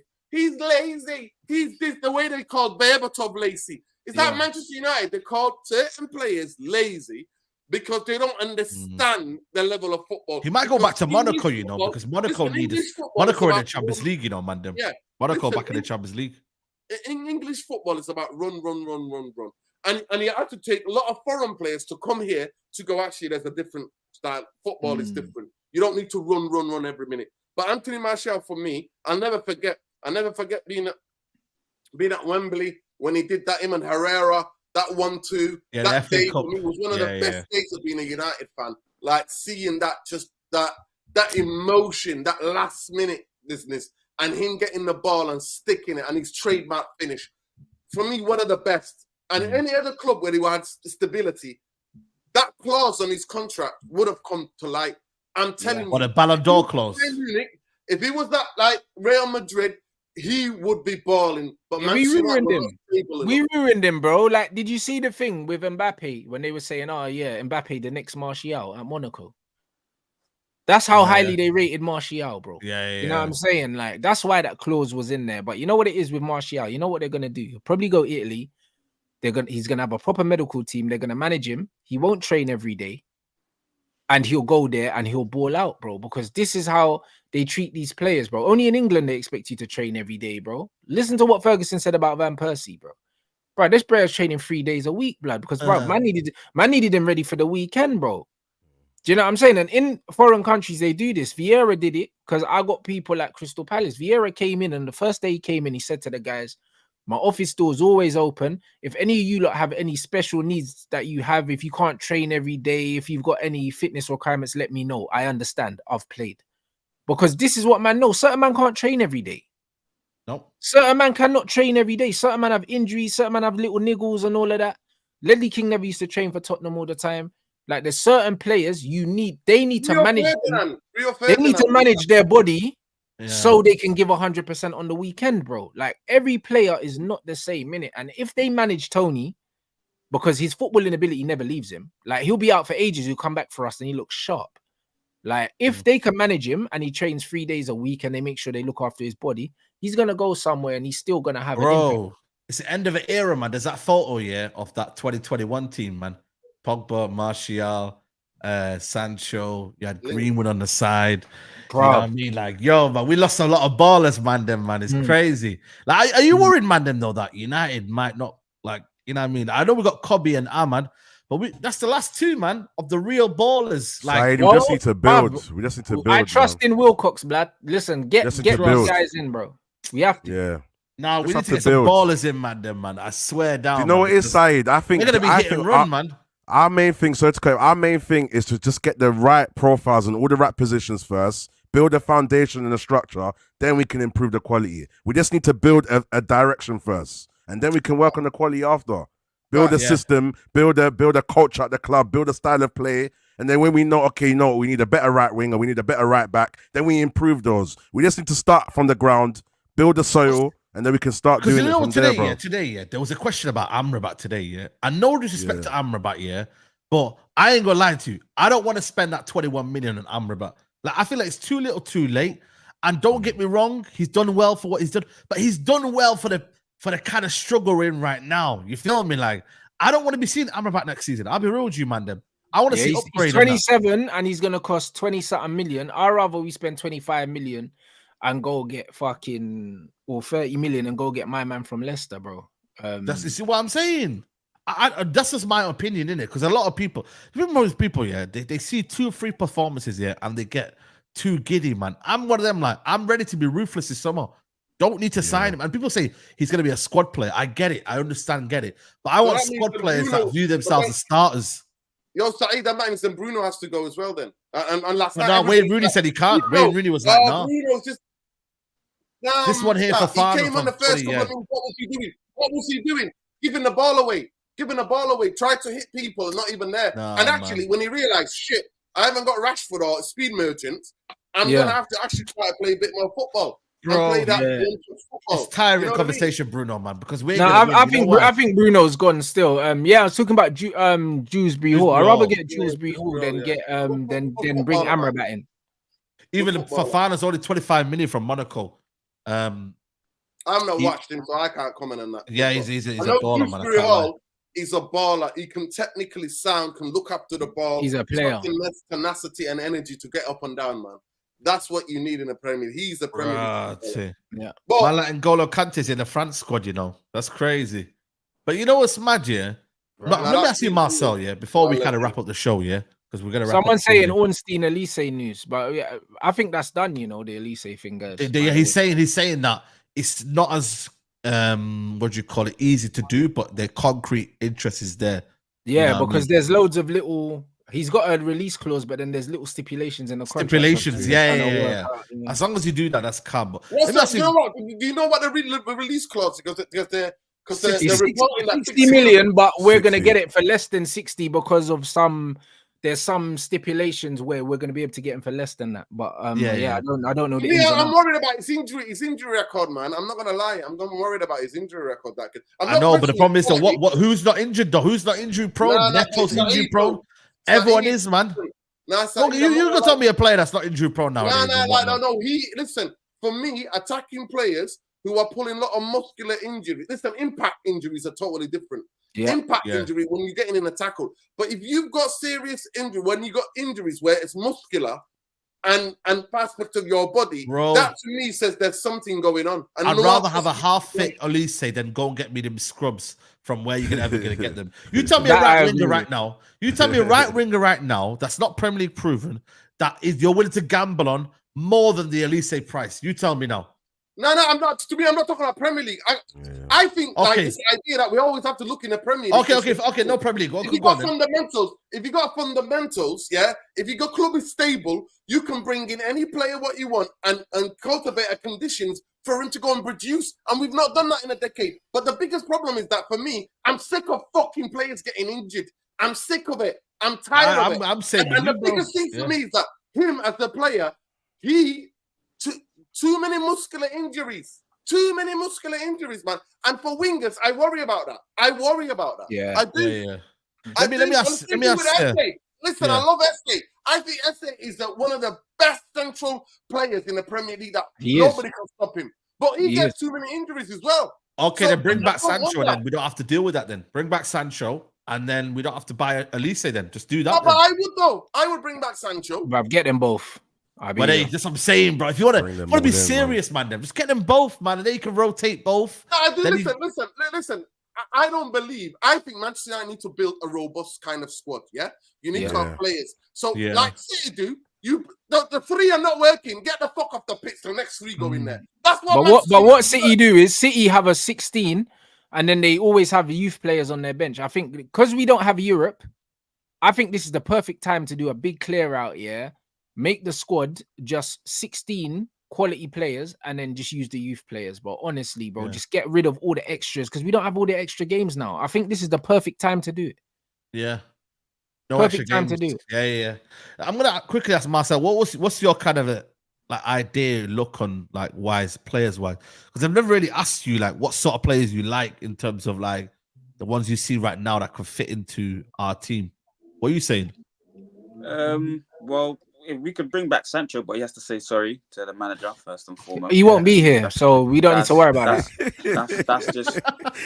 Well, look at the way he said it. He needs to say sorry. That's like when my little brother. My little brother. Yeah. Hold on, Marcel. You know what? Marcel's Ten Hag's right-hand man. You know. Hi, Marcel. Let me do this. Seriously, I just want to ask you a question. Sorry. I'm not gonna let me finish today. Mr. Marcel, after everything I people reached out to you, I just genuinely, I'm curious. Has there been any conversations? Bro, have you had a little chat? No. You might see when the pressure's there, then. You might see when the pressure's there, then. You might see. Like, one second. Have they reached out, these people? One second. You remind me of Marcel, yeah? Marcel, you remind me of, you know, when you're in the gaff, yeah? And like my little brother did something bad, yeah? And he come up to me and said, yo, is that okay? Nah, but yes, you have to say sorry first, innit? You know what I mean, bro? That's what reminded me, bro. They don't let it go till you say sorry, Yeah, you know, until you say sorry, you can't do it. But go ahead, Marcel. But so in terms of the what we need, I think we're gonna need some sort of Casemiro replacement. I know Ten Hag's still kind of hell bent on a Frankie De Jong type 6, but we know Kobe can't really play the 6. I think he's a wonderful 8. And heard Rance obviously say that Bruno's gone. Am I right in saying that, Rance?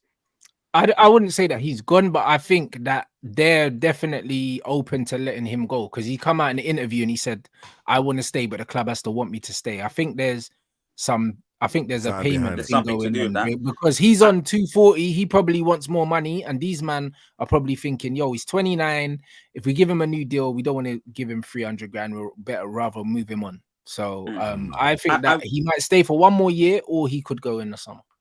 I think he needs to stay for the next 5 years up until he's like 34, 35. Hopefully, if he's anything like Modric, he can stay fit for as long as possible. I think right now, guys, he's the only one that can really captain the side and the only candidate that looks like the best captain for the side. Obviously, the likes of Varane, Casemiro on their way out.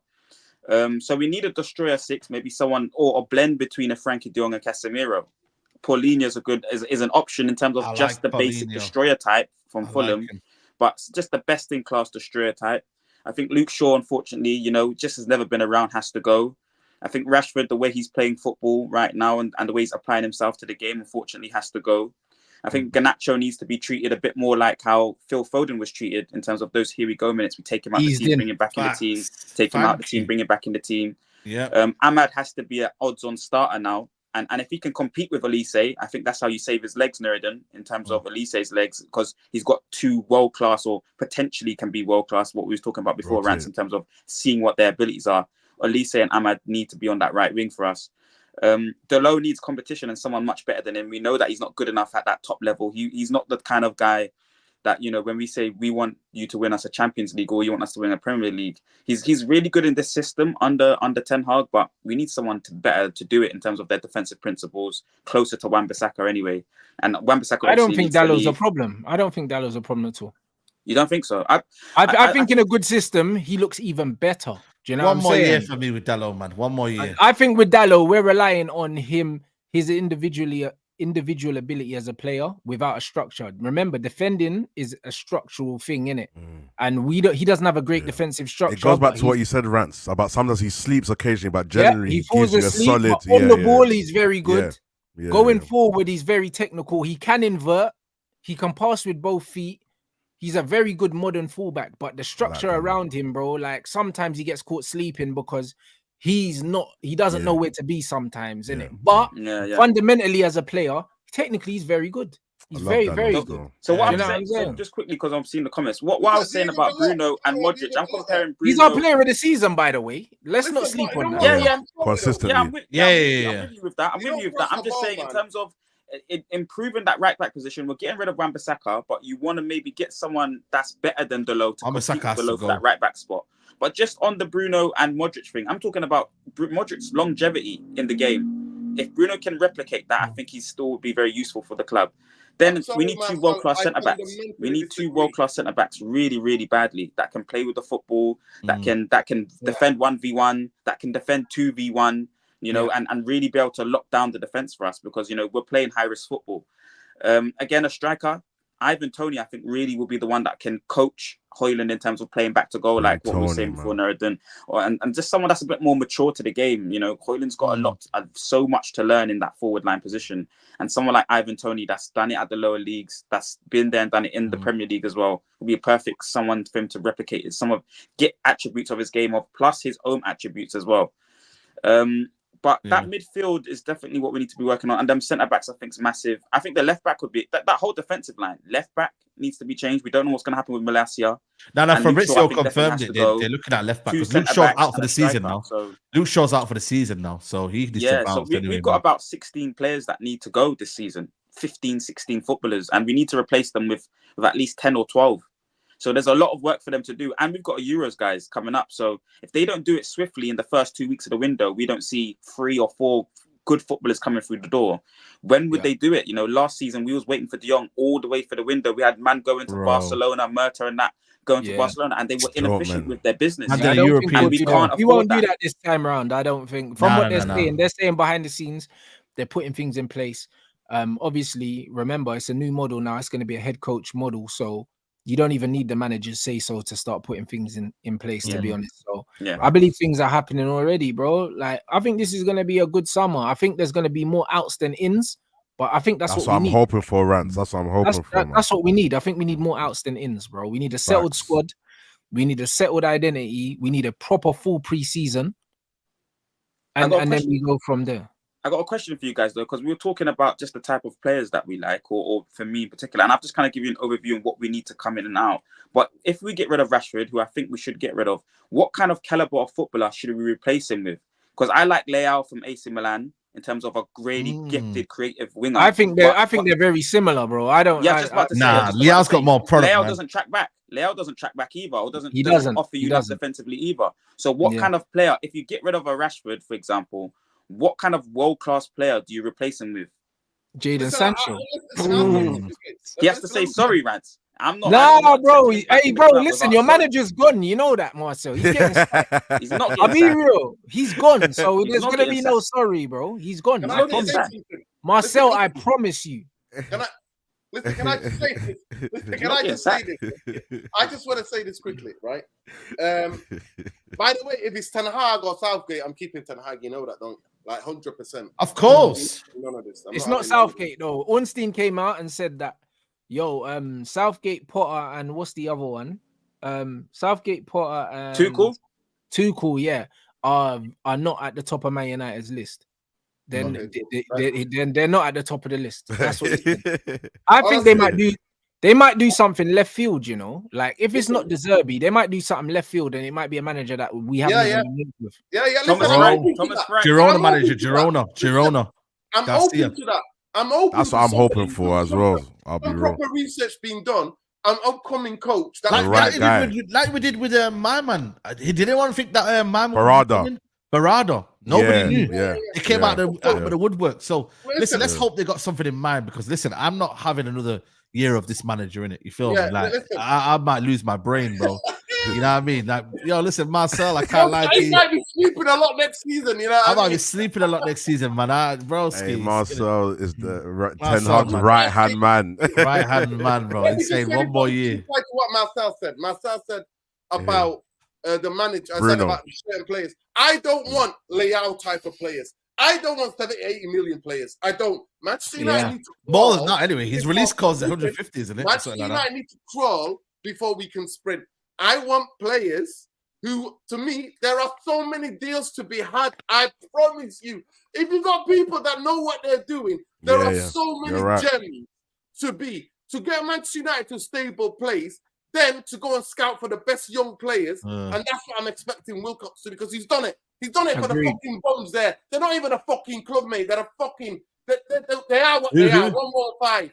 Right? He's done it for them. He basically took over and bought spotted all these talents, and now majority are balling out. So at the end of the day, he has got a level of understanding young players and where to be and how to get the young players the best out of these, to develop kind of a foundational like system where they get the best out of them, where they can show their true talent. That's the only guy that I'm trying, because I've actually seen his work. I've seen the players that he's worked with, and I've seen what he's done in terms of talent. So I don't want any of these 70, 80 million ballers anymore. I don't want that. I'm done with that. I want players who are just leaving on a free, right? Because there's not many. By the way, this is what I'm saying. There's not that much money, and especially Manchester United don't qualify for Europe. There's not going to be that much money. You don't know what to play with. Now, actually, FFP might work better. Then that means we'd have to comply with UEFA FFP. You know what I mean? We'd have to comply with that. Comply with the Premier League. But I want players clear the wages. Like I said, I will spend a lot of the budget on the summer clearing get rid of players. Same. I'm more about out than in. I don't know about you, man, but I'm more about out than in. I'm genuinely sorry.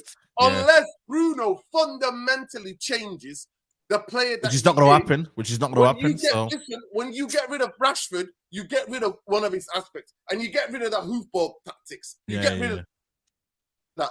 Yeah. What kind of player is Bruno going to be for me? I think something's going on, and I agree with Rants where you know what, they're smoking it.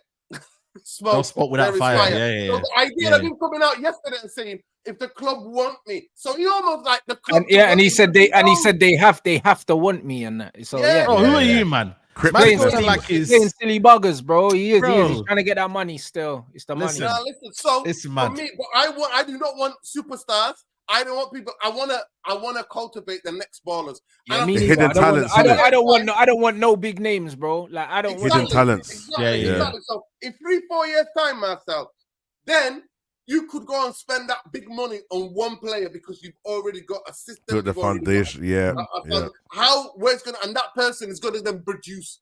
That is what I would go and do. Not now, not this summer. And the United fans who are thinking, we want some of them and the manager out because they're like, we should have challenged for a league. Man United, we're nowhere. We've not been anywhere for 12 years to challenge for no fucking league. So miss me out with this rubbish. Yeah. We have to build, we have to climb the mountain again. And this time, you can't fake it. You can't fake it. Now, some people have got faith in you. I don't have faith. You have to prove it to me. Even though Wilcox can have all these ideas. Barada may do to this. Ashworth, you have to. You've done it at other clubs. I don't give a fuck. Do it at Manchester United. It's exactly the same as other players. So I don't want any big names or big stars. What I would want is to cultivate the players that we've got there and get the best out of them. So build a team around your most technically superb players, the Kobe's. Build a team around Amad.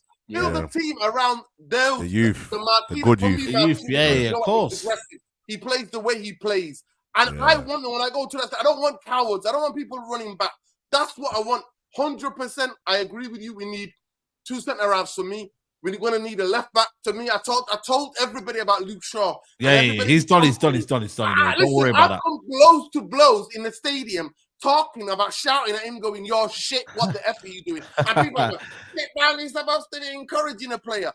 And this is years ago, 6 years ago, I was getting into blows in the stadium. Were you cussing out Rashford last night as well? Was that you cussing Rashford as well yesterday? No, that wasn't me cussing Rashford. Trust me, I think Nuruddin's the only person I know that's been onto Luke Shaw as much as I have, bro. I'm telling you, Luke Shaw, bro. I don't understand how man have been trying to run Marshy out the club for all this time, and man are letting Luke Shaw slide. The face don't fit. The face don't 10 years. 10 years at Man United, and people are still putting him in as the starting left back next season. Bro, it's mad. It's mad. Roberto Carlos. But listen, man, let me get these super chats in before we wrap up, man. We'll be going along, man. This has been a good show, man. Big up Hotske. Marcel's been saying Erik Ten Hag has had technical players. Now we're watching Amrabat and Ahmad contribute to the team after spending most season on the bench. Yeah. Ugwa Ned says a manager can ask for a player to fill a spot in an emergency situation. That attitude is more of an indictment on Anthony than Erik Ten Hag, despite man management issues. Erik Ten Hag is just a bad character, in my opinion. Erik Ten Hag out. Sorry, Anthony. Yeah. The Ahmad disrespect has been criminal, says Kadeen. Big up Adam, man. Hope you're well, bro. Big up brothers. Respect to Marcel for showing up. Got to respect the attitude despite the difference in opinion. Big up the panel. Yeah, come on, man. Marcel's our guy, man. You know what I'm saying? He's just got a different opinion to us. That's all it is, man. Yeah.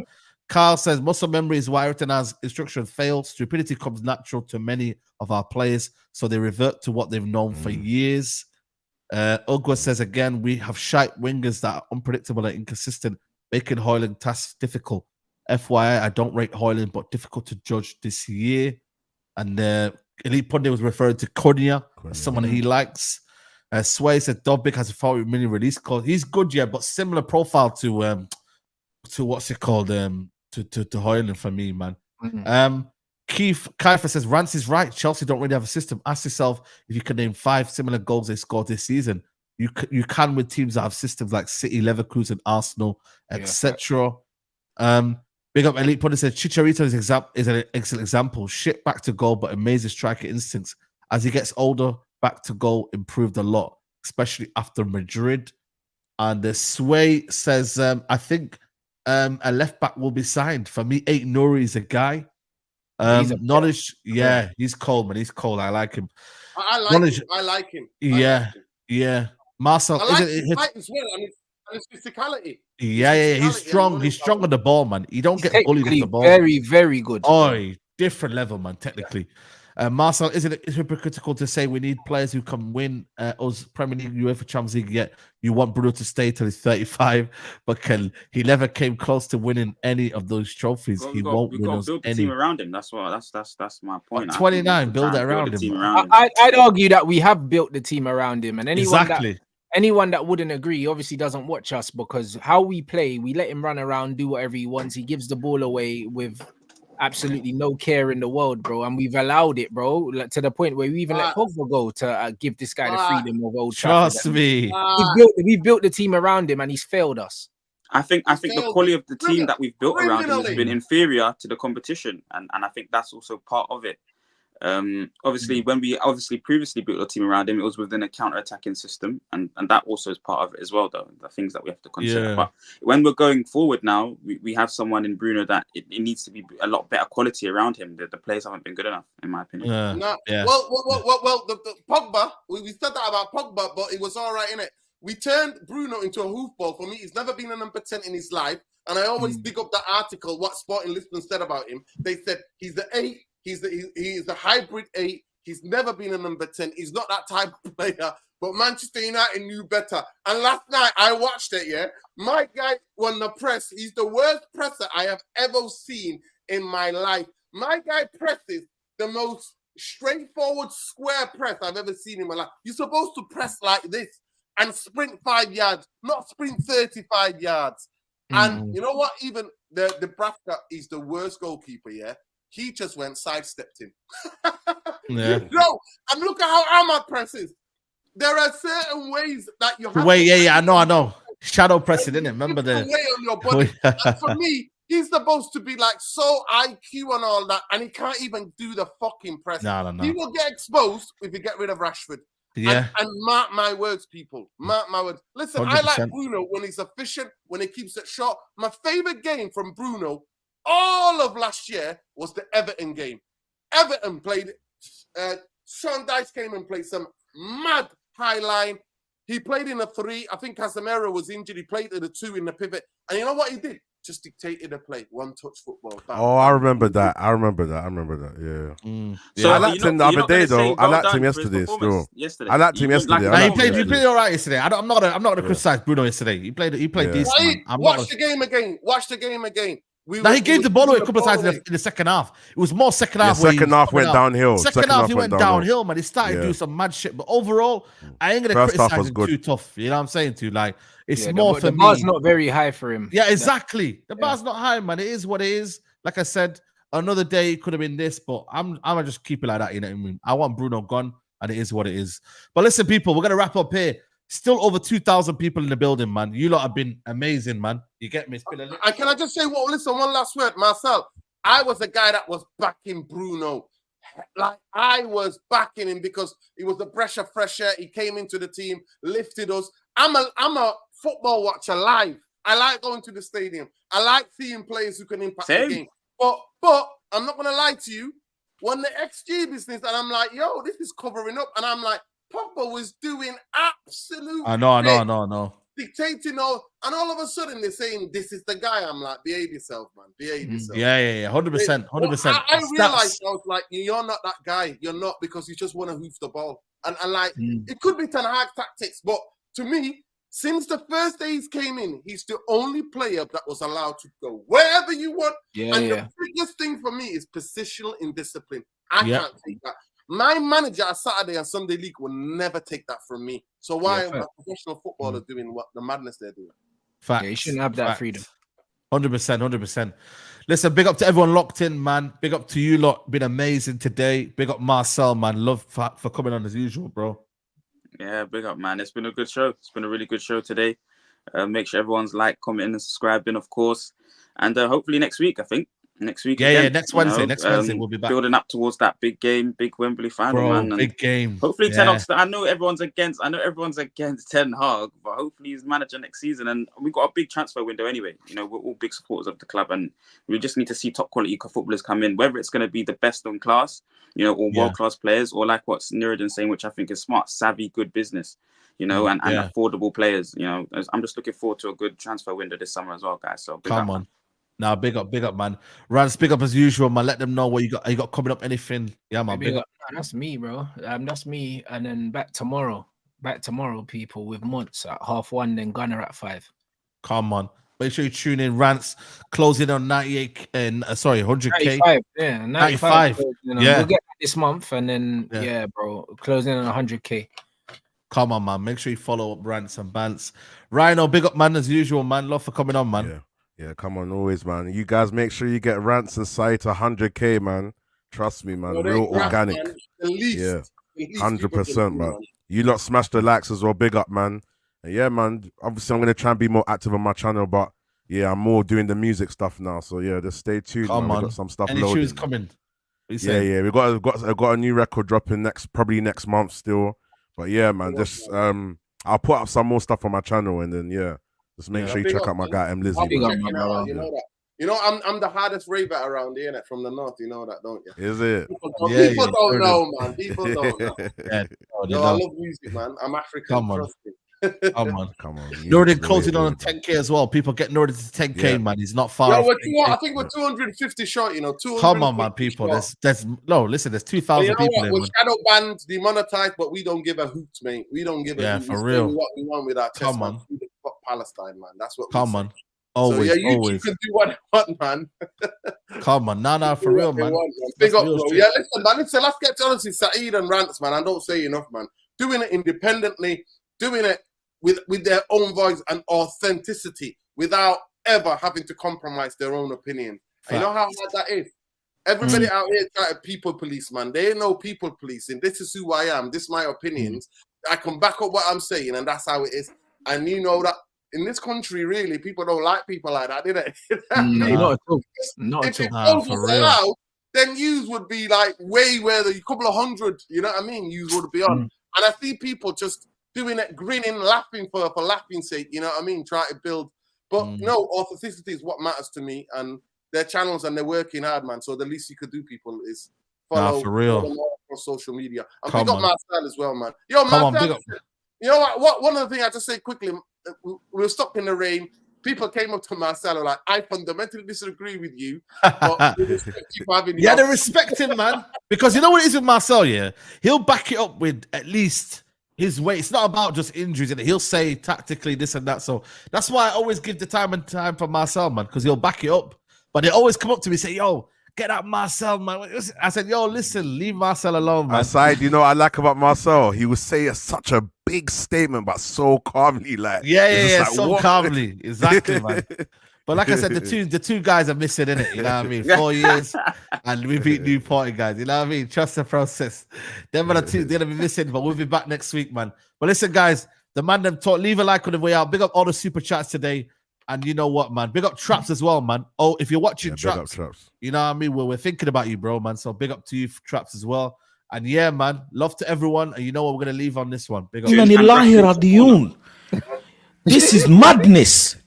This is a sickness, this is. This